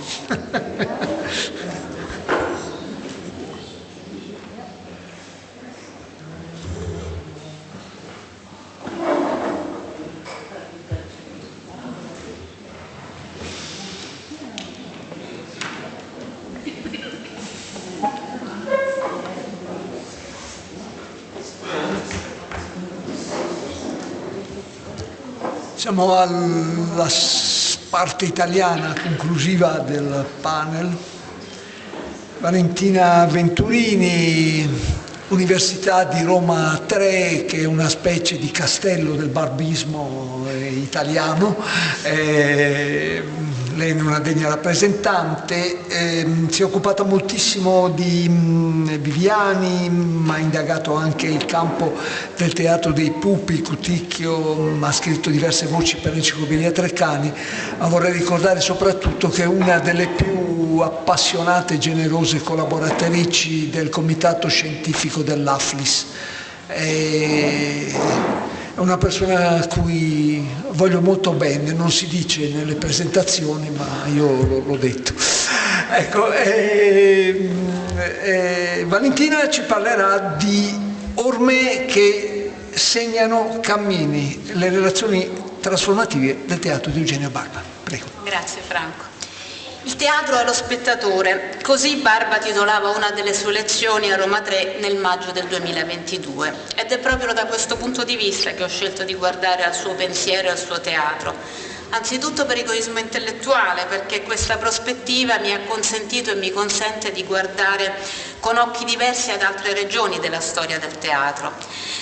E poi perché nel titolo di quella lezione ritrovo uno dei principi costitutivi del suo teatro. Del resto è lui stesso a ripeterlo e su questo punto torna più volte. Da qui però vorrei partire per esplorare un'altra dimensione che mi piace chiamare quella di Barba spettatore e del senso che il teatro da questa prospettiva ha avuto per lui. Il singolare collettivo, che è lo spettatore, è una categoria che in Barba rimanda a due emisferi. Quello costitutivo è iscritto nel termine, nella scelta precisa di non parlare mai di pubblico, ma di spettatore, ossia di un insieme di singoli individui, ciascuno con una propria indipendenza di giudizio e ognuno dei quali lo spettacolo parla in modo diverso. E quello che invece attiene all'azione, anch'essa è iscritta nel termine. Teatro è ciò che avviene tra attore e spettatore, ossia la relazione che scatta dall'incontro tra queste due entità. Guardare al teatro da questa prospettiva genera un capovolgimento del modo tradizionale di intendere le varie componenti di questo universo. Lo spettatore, anzitutto, che non esiste se non in comunione di vita con l'attore. L'attore, che è in relazione costitutiva con lo spettatore, come se l'essenza del termine attore fosse nell'endiadi attore e spettatore. Perché senza spettatore non esiste l'attore, e così il regista, perché se è vero che è lui il creatore dello spettacolo, è altrettanto vero che questa creazione nasce e vive solo in relazione al lavoro con gli attori e con gli spettatori insieme. Anche il termine teatro da questa prospettiva assume un significato differente. Pure questo è un singolare collettivo il cui diritto di esistenza è dato dalla compresenza e dalla compartecipazione della triade attore, spettatore e regista, e la cui essenza non è più nel suo essere intrattenimento o arte, ma nel suo non essere l'equivalente di spettacolo. In questo universo lo spettacolo è soltanto una parte del teatro, parte che peraltro, e anche lei, vive solo se in relazione contemporanea con lo spettatore e con l'attore. Se teatro è ciò che avviene tra attore e spettatore, lo spettacolo non è e non può essere il fine del teatro, ne è il medium, il mezzo attraverso il quale si attiva la relazione. E come lo spettacolo non è il fine del teatro, così non lo è il suo essere arte, la cui qualità deve essere di livello altissimo per permettere che la relazione si attivi. Spettacolo e qualità artistica sono parti necessarie dell'organismo teatro, costituiscono il suo livello elementari, ma da sole non bastano. L'essenza del teatro è per Barba al di là, laddove ed esclusivamente quando questo riesce a trovare un modo per evadere dalla sua dimensione artistica. Solo così la relazione tra attore e spettatore si riempie di senso e solo così il teatro riesce a parlare, innescando quella che Grotowski chiamava una comunione di vita. Solo così evita di essere un bambino bello e intelligente, scrive Barba, ma dai piedi di sabbia. L'essenziale è dunque trascendere l'orizzonte del teatro dando un'altra dimensione ad un mestiere sorto come intrattenimento, innestare in modo diverso la vita del teatro nella realtà della vita, perché un teatro che non riesce ad andare al di là dello spettacolo e degli effetti che provoca è come un uccello che non ha ali per volare. È a questo territorio che intendo guardare alla ricerca di prove per raccontare del teatro di Barba la mia e personale verità, quella di un teatro che, pur appartenendo al regista e all'attore, appartiene costitutivamente allo spettatore. Nelle sue note alla Tempesta di Shakespeare, Coleridge paragonava il teatro a un sogno. Mentre nel sonno si passa all'istante in una sospensione della volontà e del suo potere, a teatro questo passaggio avviene con il consenso e l'aiuto effettivo della nostra volontà. Noi scegliamo di sospendere la nostra incredulità per entrare in quanto avviene sulla scena, in ciò che, pur appartenendo alla finzione, sentiamo come un'altra vita. E questo, a mio avviso, è il principio originario del teatro guardato dal punto di vista dello spettatore, principio che Coleridge chiamava volontaria sospensione dell'incredulità e che ritrovo in quella che Shakespeare chiamava imaginary. Sarà così la forza della vostra immaginazione, dice rivolgendosi agli spettatori il prologo del suo Enrico V, a vestire di sfarzo i nostri re, a menarli dall'uno all'altro luogo saltellando sul tempo e riducendo ad un volger di clessidra gli eventi occorsi lungo diversi anni. Dov'è in Barba l'origine di questa idea dello spettatore? Da che cosa è stata accesa e fecondata la sua imaginary? Bambino a Gallipoli accompagnava spesso la madre in chiesa. Nel suo immaginario è rimasto indelebile il ricordo della lingua in cui Dio parlava a quel tempo, il latino della messa detta dal prete, cui le donne rispondevano mormorando anch'esse il latino, pur essendo quasi tutte analfabete. Era incomprensibile, dirà, ma allo stesso tempo abbracciava. Poi alcune volte all'anno le strade venivano invase dalle grandi processioni religiose e il paese si trasformava in un teatro in movimento, illuminato dalle luci e dalle ombre proiettate sui muri dalle candele che accompagnavano le statue in processione. Questo è stato il primo teatro di Barba, queste le visioni che hanno fecondato il suo immaginario, cui si affiancherà, anni dopo, l'apparizione di un cavallo. Avevo 15 anni quando andai a teatro per la prima volta. Mia madre mi portò a vedere Gino Cervine e Cyrano. L'attore era molto popolare, ma non fu lui ad impressionarmi, né i suoi compagni né la storia. Fu un cavallo vero, che comparve trainando una carrozza secondo le più ragionevoli norme del realismo. La sua presenza fece improvvisamente esplodere tutte le dimensioni che fino allora avevano regnato su quel palcoscenico. Per l'improvvisa interferenza di un altro mondo, la scena ai miei occhi si squarciò. È qui l'imprinting di Barba, nel latino che odorava di incenso delle chiese, nell'entrata di un cavallo che con la sua nuda verità squarcia la finzione rivelando un'altra vita. Piccoli terremoti, piccole tempeste che rompono l'andamento quotidiano della vita del mare e che, tornata la bonaccia, da quelle acque fanno emergere un'isola. Visioni che hanno lasciato una traccia segreta nell'animo di Barba spettatore, un seme non consumato che ha generato sensazioni che poi ha sentito la necessità di ritrovare. Quando la tempesta attraversa la nostra quotidianità ci si chiede come sarà la calma, come se ci si aspettasse un sereno diverso. L'isola che è emersa dopo la tempesta non nasce dal nulla, c'era già, ma prima era un punto isolato nella vastità del mare, dopo, fantasticando di viaggi per mare e per cielo per raggiungerla, quel punto isolato diviene centro motore di relazioni. L'isola per Barba è il teatro. All'inizio in Norvegia, per uno straniero lontano dalla sua terra, un punto emerso nella vastità di acque troppo spesso inospitali. Poi in Polonia quel punto isolato si trasformerà in un motore di relazioni. La calma dopo la tempesta avrebbe portato un sereno diverso. Dopo aver abbandonato la scuola di Varsavia, Barba accetta l'invito di Grotowski e inizia a lavorare come suo assistente al Teatro Laboratorium di Opole. In quel piccolo teatro avveniva una delle più radicali rivoluzioni del secolo. Per Grotowski e Flaschen quel luogo era la risposta alla comune esigenza di creare uno spazio nel quale poter ripensare l'idea stessa del teatro. Entrambi sentivano la necessità di rompere quelli che erano i modi abituali di pensare e fare teatro, cominciando dalla dimensione visibile dello spazio, le cui molteplici realizzazioni furono affidate ad un grande architetto, Jerzy Górski. I tre giovanissimi cominciarono a sperimentare diversi modi di abbattere la separazione tra scena e sala, mescolando anzitutto attori e spettatori in un unico insieme. Grotowski cominciò a pensare che il regista dovesse dirigere due ensemble, non solo quello degli attori ma anche quello degli spettatori. Iniziò quindi a dar loro dei ruoli precisi, distruggendo la relazione attore-spettatore, quella classica che corrisponde alla relazione palcoscenico-platea, svuotando di senso la nozione di pubblico, che per lui era un'astrazione sociologica. Non esiste il pubblico, esistono degli individui con la loro biografia, i loro desideri e le loro aspettative. Per questo l'attore non deve recitare per il pubblico, ma per ogni singolo spettatore. È qui l'essenza, qui la sua idea di un teatro che può esistere senza un testo, senza luci, senza costume, senza musica, ma non senza un attore e uno spettatore, due individui, uno di fronte all'altro, la cui compresenza e la cui comunione di vita genera una relazione. È qui uno dei suoi primi insegnamenti a Barba, nella scoperta dell'esistenza di un patto primordiale che regola la professione del regista e che consiste nella necessità di misurarsi con gli spettatori. Il teatro di Grotowski non attirava pubblico, anzi era proprio questo l'argomento che veniva usato dai suoi oppositori politici per chiederne la chiusura. I suoi esperimenti non erano interessanti per la maggioranza degli abitanti di Opole e richiamavano un esiguo numero di spettatori, ma non era questo l'importante per quel piccolo teatro che continuava ad andare avanti in pieno regime comunista nonostante censure e restrizioni. Grotowski, Flaschen, Górski e i loro attori continuarono nel loro agire quotidiano ad inventare strategie per portare avanti e mettere alla prova le loro idee.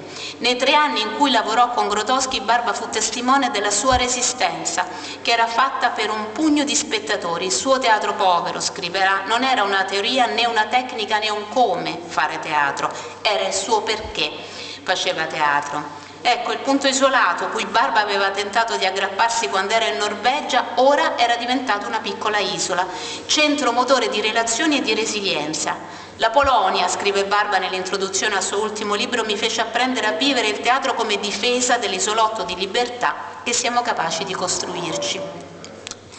Nei teatri che in seguito frequentai, così continua il racconto della sua prima volta a teatro, cercai inutilmente quel disorientamento che mi aveva fatto sentire in vita. Non comparvero però più cavalli, finché non arrivai a Opole, in Polonia.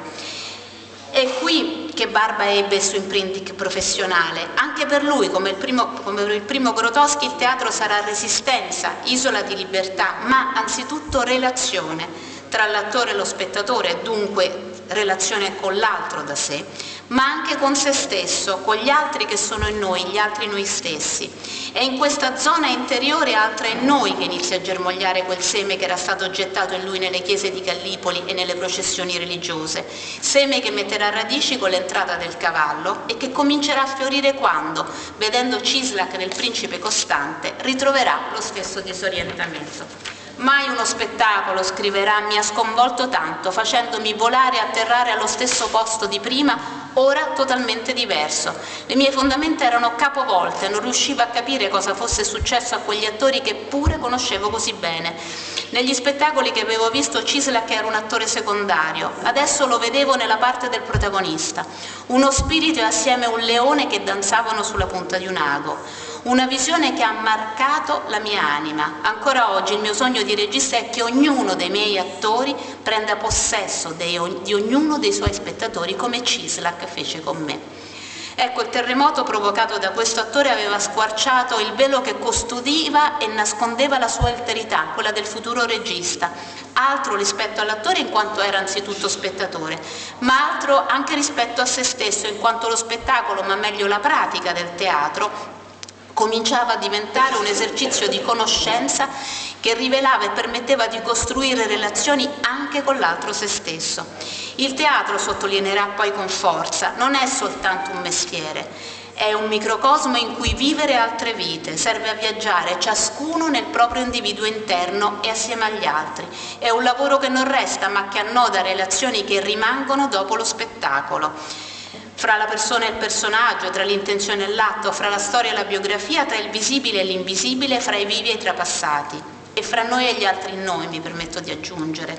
Tutto questo è emerso per la prima volta con chiarezza attraverso Cislak, attraverso la resistenza, la militanza e il credo di Grotowski, e anche attraverso l'affiorare di emozioni incontrollate che avevano sorpreso il giovane Barba.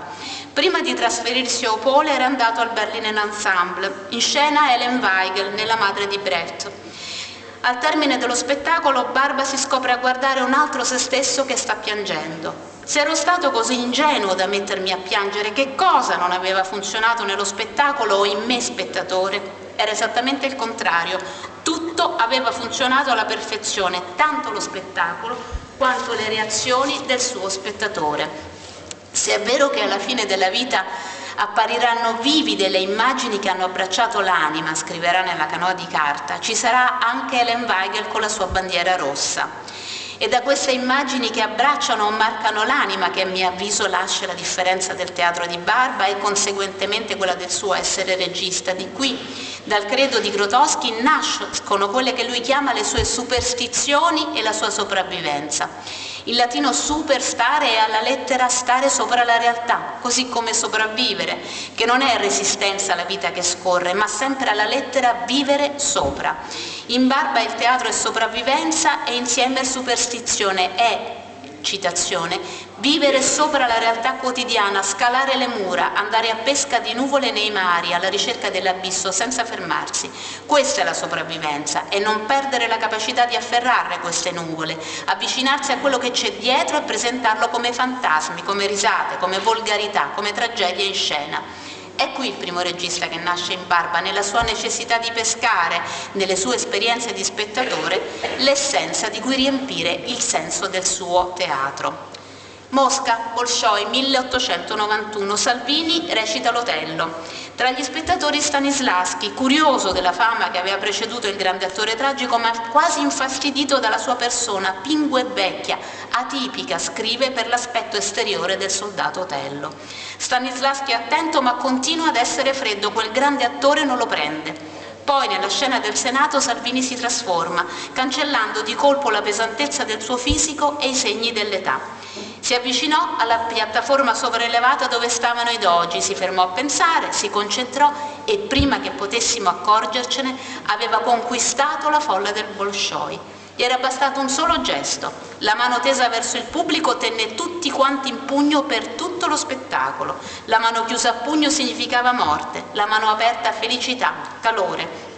Bastò un solo istante e cademmo in suo potere, per sempre, per tutta la vita. Stanislavski qui trasmette quella che era forse la principale qualità artistica di Salvini, la potenza, che aveva colpito i suoi sensi di spettatore per rimanere conficcata nella sua memoria, marcandole l'anima, così come il principe costante di Cislak aveva inciso l'anima di Barba. È questo il vero potere del teatro, di tutti i teatri di là dai loro contesti, far sentire lo spettatore nelle mani dell'attore come se il respiro dell'uno dipendesse da quello dell'altro. È un potere straordinario che passa per l'agire dell'attore. È lui che con la guida sapiente del regista allena se stesso per riuscire a sospendere con la precisione e con la potenza delle sue azioni anzitutto la propria incredulità, e poi quella dello spettatore, come era accaduto tra Salvini e Stanislavski e poi tra Cislak e il giovane Barba. In quest'ultimo rapporto era stato fondamentale il lavoro che Grotowski aveva fatto con Cislak, un lavoro durissimo, lungo e sfinente per entrambi, senza il quale Cislak non sarebbe riuscito ad entrare in molti dei suoi spettatori. Chi è allora lo spettatore? Non solo chi assiste allo spettacolo. Spettatori sono anche gli attori, perché guardano se stessi recitare alla ricerca della chiave per sospendere la propria incredulità. E anche il regista, perché guarda l'agire dell'attore insieme a se stesso come spettatore, le sue reazioni presenti e a volte le sue reazioni passate, alla ricerca di quelle che hanno segnato la sua anima e che potrebbero segnare quella degli spettatori in platea. È la differenza tra guardare e vedere, che poi è iscritta nell'etimologia dei termini spettatore e teatro. Il primo deriva dal latino specto, guardo, ma la sua radice è la stessa di speculum, specchio. Il secondo, theatron, deriva dal greco theaomai, che significa guardare, osservare però anche con la mente, e la sua radice thea significa vista, ma anche mentale considerazione. Dirò soltanto, continua Stanislavski, ciò che per me allora divenne una certezza. Otello Salvini è un monumento indistruttibile. E poi continua alla pagina seguente: dal momento in cui lo vidi non smisi più di sognare il ruolo di Otello. A teatro dunque si deve vedere con gli occhi ma anche attraverso gli occhi, l'anima dell'attore insieme ai desideri nati nella propria, le emozioni che l'attore è stato capace di suscitare nell'altro che è in noi. Il teatro non è solo nello spettacolo, ma lo spettacolo è la sua voce. Più volte ho usato il termine parlare a proposito del teatro, è un uso per me evidente, non saprei come altro definire l'essenza di questo teatro che appartiene costitutivamente allo spettatore. Come parla questo teatro? Per bocca degli attori, certo, ma non solo attraverso i personaggi e le loro storie. Le storie e i personaggi in cui gli attori si fingono attirano l'attenzione dello spettatore, ma solo a volte riescono a catturarla e ad andare al di là. Ed è in quell'al di là, ed è solo là e allora che lo spettatore decide di sospendere la propria incredulità, abbandonandosi quasi senza accorgersene al potere del teatro. Ed è qui, solo qui, che il teatro parla. La parola spettatore, scrive Barba, non deve far pensare solamente a coloro che sono raccolti attorno allo spettacolo. Anche gli attori e il regista sono in parte spettatori. Attivi nella composizione dello spettacolo, non sono però padroni del suo senso. Il senso è dello spettatore, è a lui che in questa triade è affidata la sua costruzione, a lui soltanto e al suo essere individuo, come i suoi simili, ma insieme unico e diverso da tutti gli altri. In alcuni momenti lo spettacolo parla a tutti, in altri parla a ognuno diversamente. È la potenza dell'attore a far danzare il suo senso, anche a livello semantico, a farlo risuonare in modo diverso nei singoli spettatori. Ma è il senso a danzare, aperto alle libere associazioni di alcuni spettatori, mentre per altri è univoco e irriconoscibile. Per alcuni spettatori, non per tutti, ma è pensando a loro che il regista lavora insieme all'attore per creare il processo attraverso il quale gli spettatori possono costruire un loro proprio senso dello spettacolo, occupandolo con la loro immaginazione e i loro pensieri. Il lavoro del regista a questo livello è un'operazione di drammaturgia, un lavoro sulle azioni degli attori e sulla loro concatenazione. È quella che Barba chiama drammaturgia dello spettatore. Come riuscire a toccare gli spettatori? Entra in campo la tecnica del regista come primo spettatore, che appartiene all'ultima fase delle prove, quella in cui il regista passa dalla parte degli attori a quella degli spettatori. Come fino allora è stato il garante degli attori, avendo costruito per loro le condizioni attraverso le quali trovare un proprio senso nello spettacolo, al di là delle esigenze degli spettatori, allo stesso modo deve comportarsi ora con gli spettatori. La lealtà verso lo spettatore, dice Barba, consiste nel fare in modo che egli non sia esautorato dallo spettacolo, che non si senta trattato come un numero, come una parte del pubblico, ma sperimenti lo spettacolo come se fosse fatto solo per lui o per lei. Per un regista essere leale verso gli spettatori non vuol dire interessarli, appassionarli, divertirli o commuoverli. Vuol dire padroneggiare le tecniche per far esplodere a livello mentale l'unità del pubblico.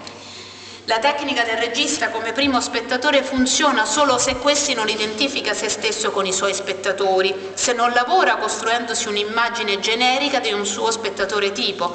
L'essere primo spettatore deve trasformarsi in uno strumento di lavoro, in una tecnica che gli consenta di straniarsi da se stesso e dal pubblico, ma insieme di immedesimarsi in diverse e precise esperienze di spettatori, scomponendo in alcuni atteggiamenti base i possibili comportamenti degli spettatori.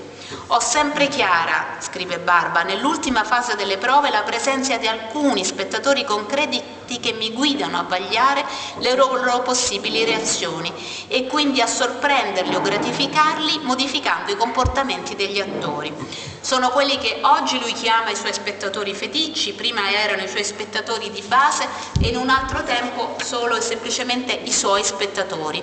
Nel corso dei decenni Barba torna su questo tema e le sue proposte si arricchiscono, lette in sequenza si trasformano come fossero parti di un discorso il cui dipanarsi è segnato dal tempo e dalle esperienze. Nel 1988 erano 4 spettatori di base: il bambino che vede e intende le azioni alla lettera, lo spettatore che pensa di non capire ma che a sua insaputa danza, lo spettatore alter ego del regista e un quarto spettatore che vede attraverso lo spettacolo come se questo non appartenesse al mondo dell'effimero e della finzione.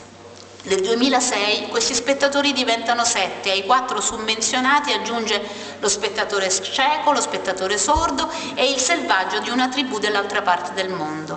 Nel 2009 sono 8 e l'aggiunta è decisiva e significativa. Lo spettatore in più è una persona che amavo e che volevo fosse orgogliosa di me e dei miei attori. Nel 2022 il numero scenderà di nuovo, i suoi spettatori torneranno a essere 6. Il bambino, il sordo e il cieco, Borges che sa tutto e ha visto tutti i suoi spettacoli, il selvaggio e, ultimo, uno spettatore che compare qui per la prima volta. Quello al quale pongo domande tutto il tempo ma lui non risponde mai, come se dovessi essere io a indovinare le sue risposte e il suo annuire. In realtà questo spettatore invisibile c'era sempre stato. Nella terra di cenere e diamante scrive: quando ho cominciato a fare teatro avevo uno spettatore che era seduto in un angolo, non si faceva vedere dai miei attori, però io lo vedevo, si chiamava Jerzy Grotowski. Era una specie di superego professionale che mi aiutava a ritornare e ripetere lo stesso frammento che i miei attori avevano già ripetuto decine e decine di volte, a trovare la forza per riprendere la stessa scena e cercare di approfondirla, migliorarla, distillarla. Per molti anni Grotowski è rimasto nell'angolo, poi un giorno scomparve. Chi è il maestro?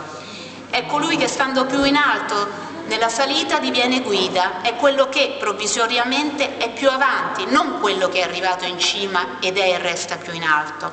Il rapporto che lega maestro e allievo non è un'ascesa, ma è un cammino per sentieri accidentati e non segnati, un tratto di viaggio comune verso una meta comune, una strada aperta al discepolo dalle orme del maestro. Come se il maestro, e qua torno a citare Barba, non fosse colui che si rivela per sparire, come se la sua azione consistesse tutta nell'insegnare e nel sedurre, e non fosse invece faticosa premessa alla scoperta della propria solitudine, creativa e senza lutto.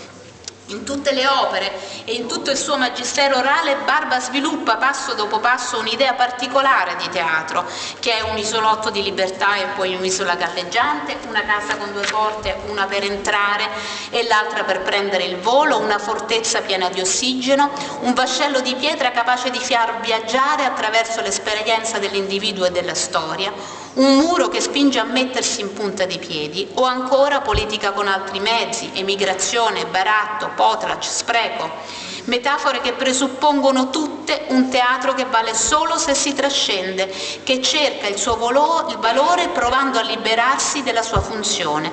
Lo strumento per far questo è lo spettatore, uno spettatore per il quale lo spettacolo è l'inizio di un'esperienza più lunga, come lo è stato per Barba, nato al teatro come spettatore per poi trasformarsi in regista che, come detto, funziona solo se è anche insieme primo spettatore. Al centro del discorso sempre quell'insieme complesso di relazioni intellettuali, emotive, critiche, razionali e istintive che compongono il singolare collettivo chiamato spettatore, che Barba in un certo momento ribattezza angel animal, ossia quella parte di noi che si mette in azione nostro malgrado, quando ci capita di affacciarci nel vuoto da una postazione sicura ma da una grande altezza.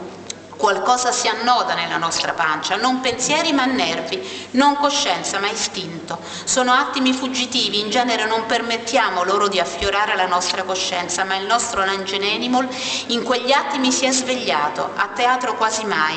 Li chiamiamo stati d'animo, potremmo anche dire stati di corpo. Tali stati primordiali d'anima e corpo sono essenziali per dare allo spettatore l'esperienza di un'esperienza. La stessa che ha vissuto lui, quindicenne, con l'ingresso del cavallo e poi in modo dirompente con il principe costante. È come se nel suo essere regista, nel suo senso personale del mestiere, Barba ricercasse attraverso lo spettacolo quella realtà di cui aveva fatto esperienza. Volevo, scrive ancora, che lo spettatore assistesse a vicende di personaggi fittizi e allo stesso tempo scivolasse in un mondo tutto suo. Avevo visto che era possibile. Quando questo avveniva lo spettacolo non solo bisbigliava un segreto, un presagio, un interrogativo, ma evocava anche un'altra realtà. Non era più apparenza, ma un'apparizione che visitava la sua città interiore. L'esperienza evocativa comportava un salto di coscienza dello spettatore, un mutamento di stato. Quando il mutamento di stato si avvera, il regista si sdoppia.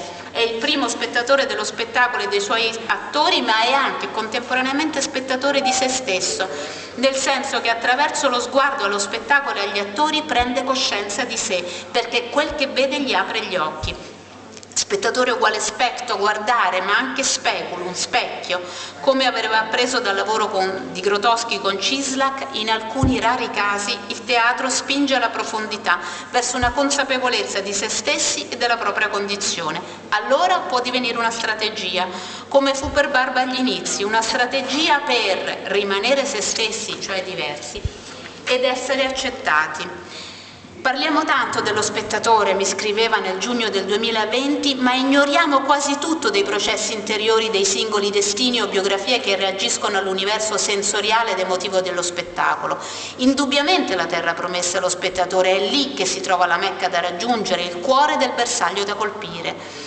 Mi obbliga a riflettere sul perché lo spettatore sia così importante per me. Mi domando se non sia a causa dell'esperienza dell'emigrazione, della perdita della lingua, del trovarmi di fronte a sconosciuti che dovevo toccare con il mio semplice modo di essere, comportarmi, quando le parole non possono essere d'aiuto. È qui, in questa stranierità da trasformare in filosofia dell'altrove, un altro degli inizi del teatro di Barba. È stato in Norvegia quando decise che avrebbe fatto il regista. Cosa c'è dietro questa scelta? Un'urgenza e una necessità pratica. Scegliere il teatro e decidere di fare il regista gli avrebbe permesso di rimanere se stesso insieme e di essere accettato. Gli avrebbe permesso ancora di vivere con se stesso e di farsi straniero, secondo l'antico precetto che insegna ad essere nel mondo in cui si vive senza essere di quel mondo. Cosa vediamo allora del teatro guardandolo attraverso Barba? Anzitutto il suo essere in relazione con gli altri, ma anche con se stessi, il suo potere trasformativo. Il teatro è finzione che può cambiare sia coloro che recitano, sia coloro che osservano. È in questa corrente sotterranea che scorre il senso personale del mestiere di Barba, in questa idea costante di negare il senso statuito del teatro per iniettarvi altri valori che ne trascendono la dimensione meramente ricreativa o artistica. Per troppo tempo abbiamo pensato che le pratiche teatrali servissero esclusivamente agli attori per stare in scena. Servono invece anche alle persone per stare al mondo. Nel loro specchio si riflette perfettamente quella che è la qualità altra che il teatro del XX secolo ha lasciato al teatro del XXI secolo. La sua natura più che, more than, è quella che Cruciani chiamava più che teatro, un teatro che va a colpire al di là dello spettacolo, cambia la persona, cambia nel profondo la qualità di sentire se stessi e il rapporto con gli altri. Il teatro è politica con altri mezzi, ripete spesso Barba, ma la politica è nostalgia di cambiamento. La nostra arte non è fatta per essere arte, soprattutto perché sotto le apparenze di un passatempo può nascondere una ricerca spirituale, qualcosa che scuote, fortifica e a volte modifica la nostra coscienza per immetterci in una condizione governata da altri valori. A volte però il teatro è un valore in sé. Ad emergere nel territorio che stiamo circumnavigando è la tensione etica verso il teatro come possibilità del cambiamento. Questo può e questo fa il teatro, come è evidente soprattutto quando si trova ad agire in contesti di disagio e lascia intravedere la possibilità di altre vite. Torna la metafora del teatro come un'isola che appare dopo la tempesta, un'isola galleggiante, un'isola di libertà, scrive Barba, derisoria perché è un granello di sabbia nel vortice della storia e non cambia il mondo. Sacra perché cambia noi. La metafora ancora del teatro come specchio rivolto al proprio interiore. Qual è lo spazio in cui tutto questo può accadere? Qual è il luogo in cui il teatro si invera come relazione trasformativa? È il livello del senso che appartiene allo spettatore. Da Grotowski aveva appreso e imparato e condiviso che il teatro è relazione e che il patto primordiale che lo regola è il misurarsi con lo spettatore. Se guardiamo al teatro di Barba chiedendoci cosa c'è alla sua origine, ritroviamo la sua nascita come spettatore, le visioni che hanno marcato, fecondato e nutrito la forza del suo immaginario. In questo luogo interiore i termini relazione e spettatore sono parasinonimi ed è in questa loro ambigua ma reale affinità che si realizza la potenzialità del cambiamento che è di questo teatro qualità intrinseca. I due individui possono essere, e solitamente sono, due persone diverse, come nell'equazione grotowskiana attore più spettatore, ma possono anche essere due diverse individualità di quell'unità complessa che è lo spettatore. È davvero un'arte minore il teatro o un esercizio di conoscenza che può trascendere l'arte, si chiedeva Barba.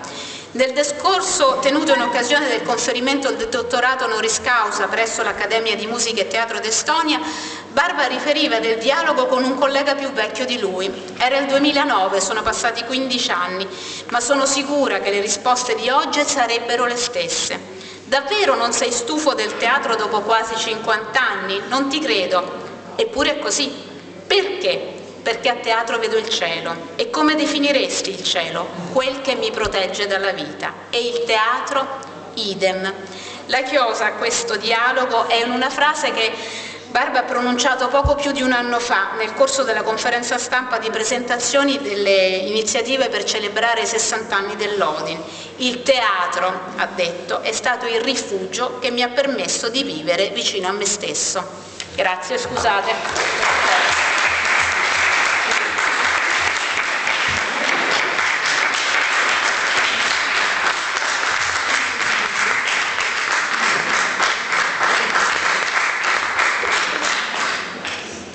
Il rifugio di Barba è popolato dei personaggi più singolari che consentono all'Odin una vita pressoché eterna. Uno di questi nuovi compagni è Giuseppe Amoruso. Giuseppe Amoruso che è professore associato di disegno presso il Dipartimento di Design del Politecnico di Milano, direttore scientifico del programma per la definizione di un piano strategico per la valorizzazione del Museo del Folklore, del Museo delle Tradizioni Popolari e del sito del Teatro Romano di Amman. Quindi, come avete capito, il nuovo compagno di strada di Eugenio ci porterà l'Odin, porterà l'Aflis, porterà il nostro lavoro nella dimensione della non capisco che sta succedendo adesso. Abbiamo parlato tanto del cavallo e il cavallo fu. Ecco qua, c'è una serie di quinte. Io vi sono grato di questo intermezzo surreale, ne avevamo bisogno perché siamo tutti molto stanchi. Quindi cedo la... Sì, ogni tanto Ionesco ritorna con le sedie, ritorna di moda. Comunque cedo la parola subito al professor Amoruso, nuovo compagno di strada dell'AFLIS, che dovrebbe proiettare l'AFLIS nella dimensione intelligenza artificiale, nella dimensione del futuro. Grazie. Sì, buonasera a tutti. Volevo rassicurare in tanti presenti che questo è l'ultimo intervento e ringraziare anche il professor Perrelli e il professor Ceraulo per questa opportunità e tutti coloro che hanno lavorato anche dietro le quinte per permetterci di vivere questa esperienza come ospiti e non come partecipanti. Il mio intervento si intitola L'AFLIS oltre l'AFLIS, e l'AFLIS è l'archivio appena di recente inaugurato, il futuro del passato. Come trasmettere... Funziona?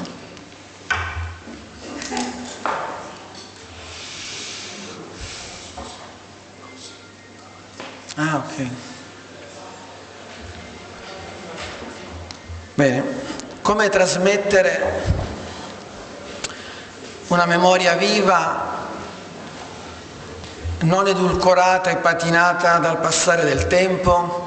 Come lottare contro la dittatura della storia a lieto fine? Sono domande che hanno ispirato il nostro lavoro e che Eugenio si faceva qualche anno fa in occasione del 50° anniversario. Gli spettatori della memoria sono molto più difficili degli spettatori della presenza, meno differenti, meno ostili, meno entusiasti, molto più inclini al tradimento involontario. La storia rischia così di dissiparsi in una dolciastra leggenda, la spina del coraggio rischia di fiorire in artificiali immagini di agiografia teatrale. L'Odin Teatret è oggi un teatro sessantenne, ma non vogliamo essere dei sopravvissuti. All'orizzonte si profilano le sagome dei nostri spettatori futuri, si è parlato tanto di spettatori nel precedente intervento, quelli che non hanno mai assistito alle nostre opere. Per questa ultima messa in scena torniamo a essere autodidatti. Il famoso punto di cui si parlava, anche il punto ha un'immagine come il cavallo. Odin Teatret 1964, la conquista della differenza. Ancora scrive Eugenio, quando si è giovani ci si sente come un punto nero in un mondo a cui non si appartiene. Invecchiando è questa non appartenenza che a volte ci consente di vivere nel mondo. Parafrasando Mark Twain, si può affermare con certezza che Eugenio Barba abbia vissuto cose terribili nella sua vita e che alcune delle quali sono realmente accadute. Ma in che mondo appunto si è formato questo teatro? Era l'estate del 1964 quando la modella inglese Peggy Moffitt inaugurò una tradizione che era quella del topless. Nella liberale città di Saint-Tropez, dove il topless era stato inaugurato, si scatenò un'emergenza. Il sindaco minacciava di monitorare tutti gli stabilimenti balneari con degli elicotteri, opponendosi con tutti i mezzi. Questo fu comunicato dall'ANSA agli italiani, che trepidamente appunto appresero la notizia il 28 settembre 1964 alle ore 18:47. In quegli anni circolavano una serie di cortometraggi dal titolo La Pantera Rosa. Effettivamente dal tono di questi comunicati si capiva che appunto le notizie erano sempre un po' semiserie, ma in realtà c'era un'altra utopia in quegli anni lì, c'era un'utopia dominante che era quella del cemento e dell'acciaio. Come si vede in queste immagini, proprio perfettamente 60 anni fa, quindi ad ottobre del 64, l'autostrada del Sole, Milano-Napoli, il Presidente del Consiglio Aldo Moro inaugura il primo altoforno della Fu Italsider. A Milano si inaugurava la prima linea della metropolitana, la linea rossa, che congiungeva due zone industriali di Milano, l'Otto e Sesto Marelli. Ma accadeva anche qualcos'altro, sempre nello stesso anno. Jean-Paul Sartre rifiutava il Nobel. Il mio rifiuto non è un atto di improvvisazione. Lo scrittore deve rifiutare di lasciarsi trasformare in un'istituzione, anche se questo avviene nella forma più onorevole, come in questo caso. Era anche l'anno del Nobel Martin Luther King, era un anno molto importante e come vedete in queste immagini in basso a destra l'Italia, e non solo l'Italia, andava dritta, spedita con una lambretta, una vespa verso il progresso. La domanda però era e ancora oggi a che spettacolo stiamo assistendo, soprattutto oggi in un'epoca dominata da immagini, da contenuti fortemente iconici. La disciplina artistica, come ci insegna Eugenio, è la via del rifiuto, è la pratica di un disorientamento volontario e lucido alla scoperta di nuovi punti di orientamento. Si narra che in un tempio in Giappone ci sia una poesia intitolata La mancanza, incisa nella pietra. Il poeta ha inciso 3 parole, ma poi ha deciso di cancellarle, pensando che non si può leggere la mancanza, si può soltanto avvertirla. È così che nasce il progetto L'Athlis, il futuro del passato, e insieme a tutti gli amici, su spinta di Eugenio e Giulia, abbiamo pensato di far diventare questo archivio anche un archivio viaggiante, chiamandolo On the Road. Quindi un archivio itinerante e peregrino per condividere nessi logici attorno allo straordinario meccanismo della memoria relazionale. La potenza della memoria è testimoniata dall'abilità di farci riconoscere fatti, luoghi ed oggetti, quindi nella partecipazione ad un sentimento di identità collettiva. È compito dell'archivio vivente non solo essere il luogo della memoria, ma anche divenire dispositivo culturale che va al di fuori dello spazio fisico per superare il concetto dell'archivio archiviante, per rimettere in vita gli oggetti, proiettando nuovi significati, dandogli voce.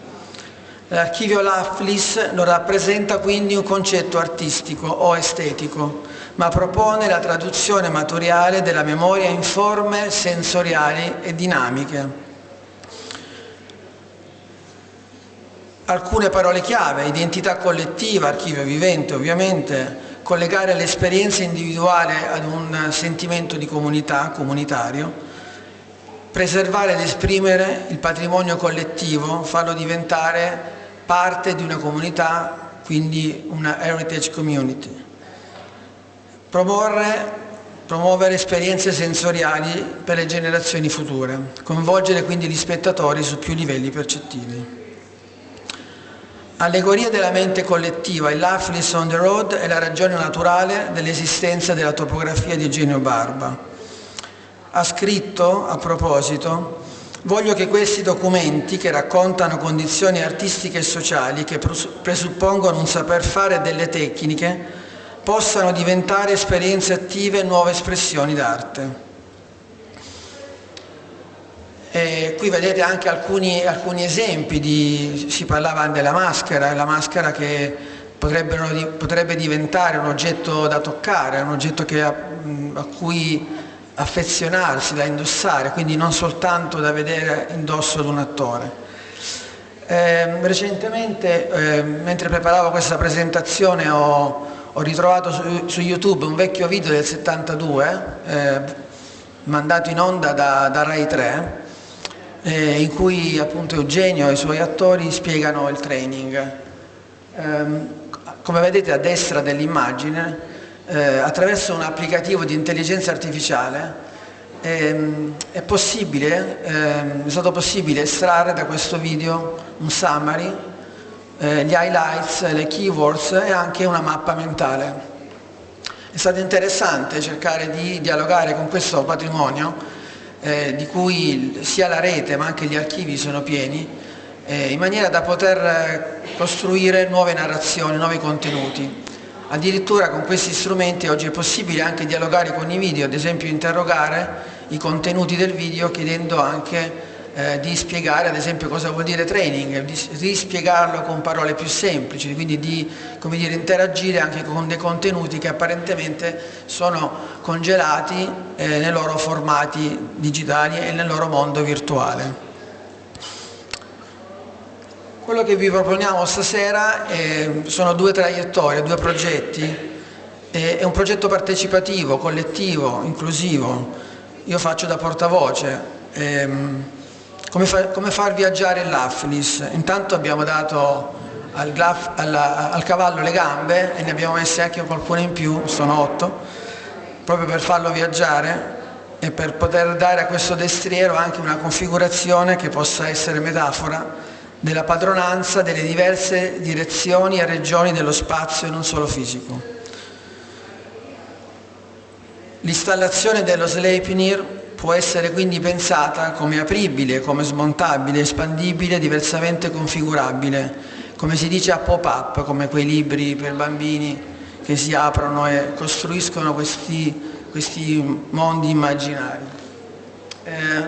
Ovviamente le tecniche oggi digitali consentono di costruire infografie, immagini, mappe e mappe mentali, quindi di utilizzare strutture complesse per rappresentare i dati, per rappresentare i metadati e tutti quei testi che servono per costruire uno spettacolo.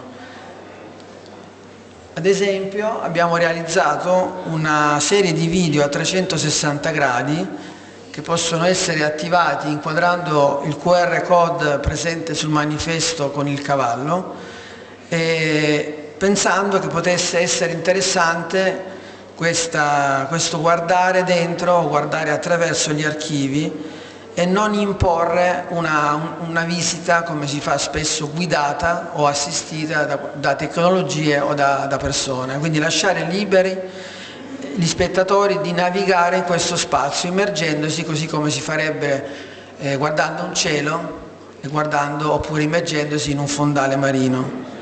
In questa maniera è possibile assistere e rimanere sospesi, come si diceva, anche con dei meccanismi appunto che sono stati citati precedentemente. Questi video sono ovviamente già pronti, li potete appunto inquadrare con questo meccanismo del QR code, sono video che possono essere navigati anche attraverso un telefono.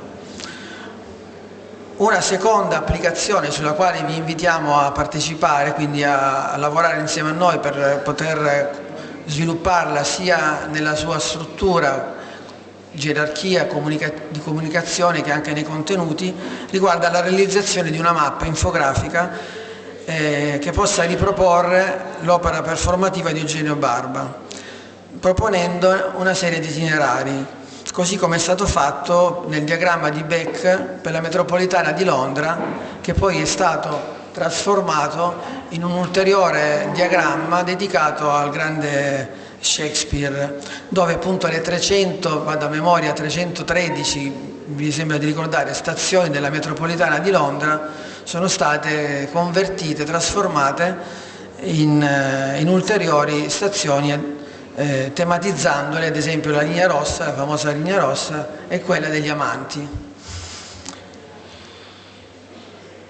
Abbiamo anche noi provato decideranno le più opportune. Due sono le metafore che abbiamo utilizzato, appunto quello di evocare il tutto attraverso la menzione di una parte, quindi questi concetti sono concetti sintetici, possono essere imparziali, non finiti, incompleti, quindi è una lista, è una selezione iniziale, e poi questi concetti richiedono anche di essere amplificati, quindi è come se utilizzassimo una lente di ingrandimento per farli diventare viventi, esagerati, fuori luogo se volete.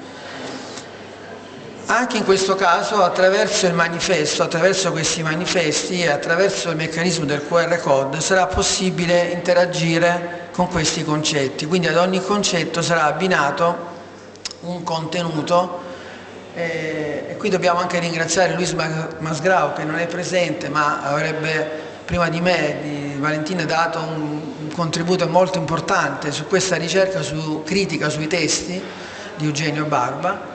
Vediamo se funziona il video che è al centro. Okay.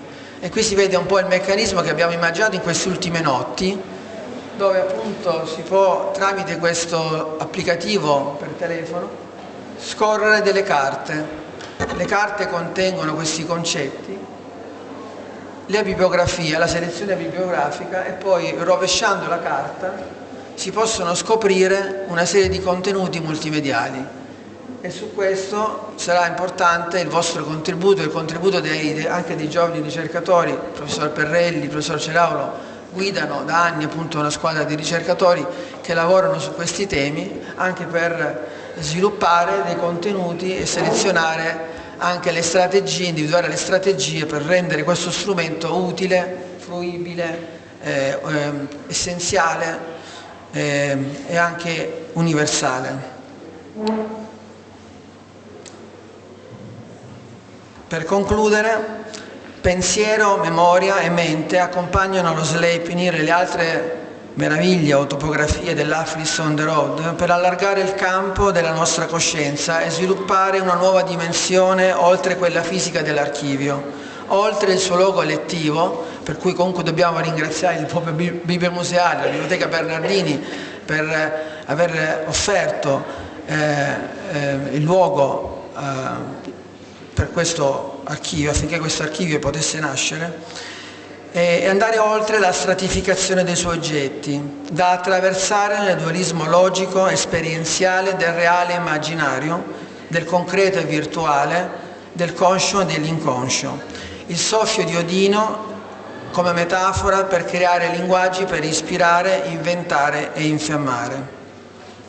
Concludo ringraziando coloro con cui ho condiviso questo progetto, Amoruso, Alessandro Perchinen, Francesca Romanarietti, Alessandro Quez. Un ringraziamento ancora al professor Perrelli e a Luis Masgrau, e poi grazie Giulia, grazie Eugenio per essere una continua fonte di ispirazione.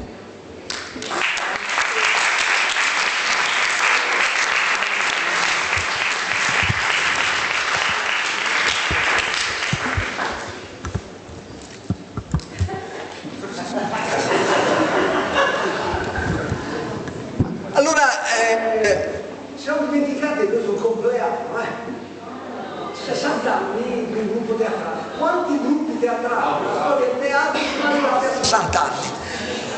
Calcolate poi quello che diceva Grotowski. La vita dei gruppi teatrali va calcolata come la vita dei cani. Adesso non so se in questo c'era qualche malignità, però in buona sostanza 7 anni di vita di un cane corrispondono a un anno di vita di un uomo. Fate voi il calcolo, io ero scarsino in matematica, ma 60 anni per 7 significa una vita estremamente lunga. Nei compleanni si danno i regali. Allora noi vi daremo, cosa devo fare?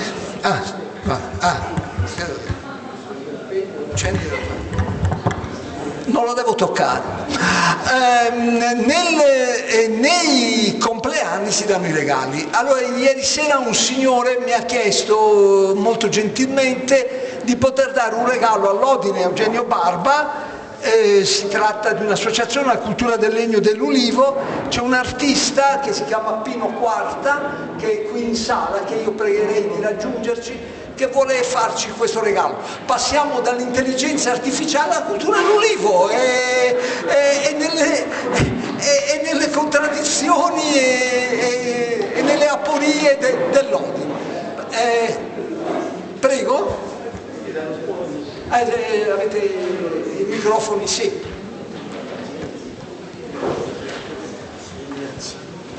Simone?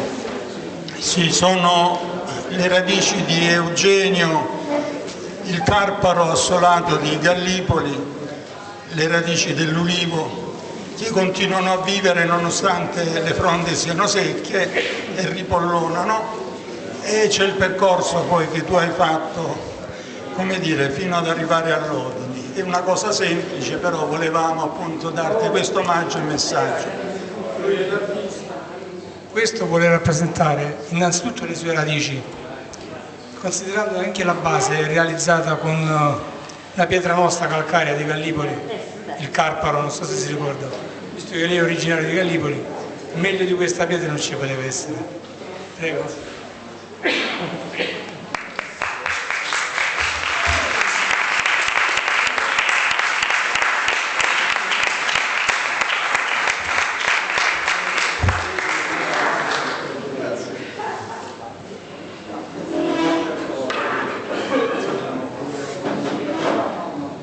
Prego Simone di organizzare la squadra dei giovani, quelli veri, non perché adesso ci sono i regali anche per coloro i quali hanno avuto resistenza fino a questo momento di partecipare a questo convegno. E il professor Ceraulo, per favore.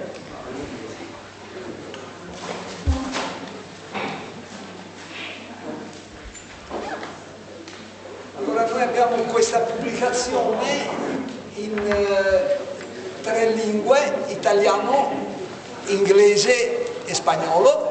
Naturalmente adesso, a seconda delle competenze e delle appartenenze linguistiche, meglio, ognuno potrà prendere il libro che vuole e lo distribuiremo. Però vorrei che il dottor De Luca, che assieme al professor Geraulo sono stati i veri protagonisti di questo compleanno, dicessero 2 parole su questa pubblicazione e sulle attività che sono state svolte in questi giorni. Com'è qua lo spacchettamento? A che punto siamo? Ragazzi, c'è un altro regalo. Arriva un altro regalo.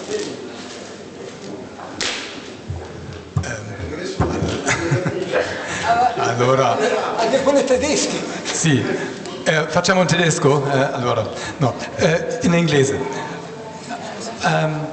I have on Sunday, it's the birthday of my father. He will be 100 years old on this Sunday. But the problem is, he was now 6 weeks ago in hospital, and the doctor said to us, we have to come and say goodbye. So he was about to die. But in fact, he did not. He was surviving his pneumonia, and he was with a very weak heart. Now he is going to his 100th birthday. So 20 years ago in Germany, all the people, the doctors, the theater doctors in Germany, they told me, you have sources also, the Grotowski and Odin Teatret and so on, but this is anachronistic, this is old-fashioned, they are dead already. But now I was a little bit afraid if I come here to a kind of funeral, or would I come here to a birthday? And I have the impression that it is a birthday. So you have the same strength as my father with 100 years in a way, and you are always giving a lot of energy also for my life. And 2 years ago we had a discussion about 3 hours, very long discussion about all our heritages, and I was taking the decision to make a book about my international theater life, and you are a very important part of my theater life. So this is for you.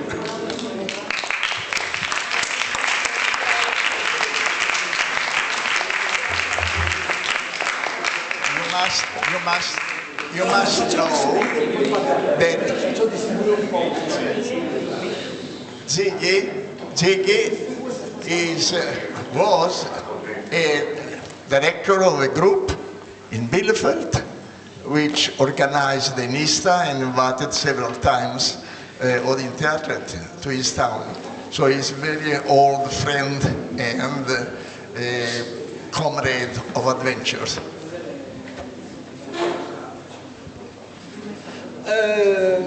Adesso c'è la distribuzione del libro, naturalmente gli italiani prenderanno il libro italiano, chi ha inglesi e spagnoli prenderanno il libro.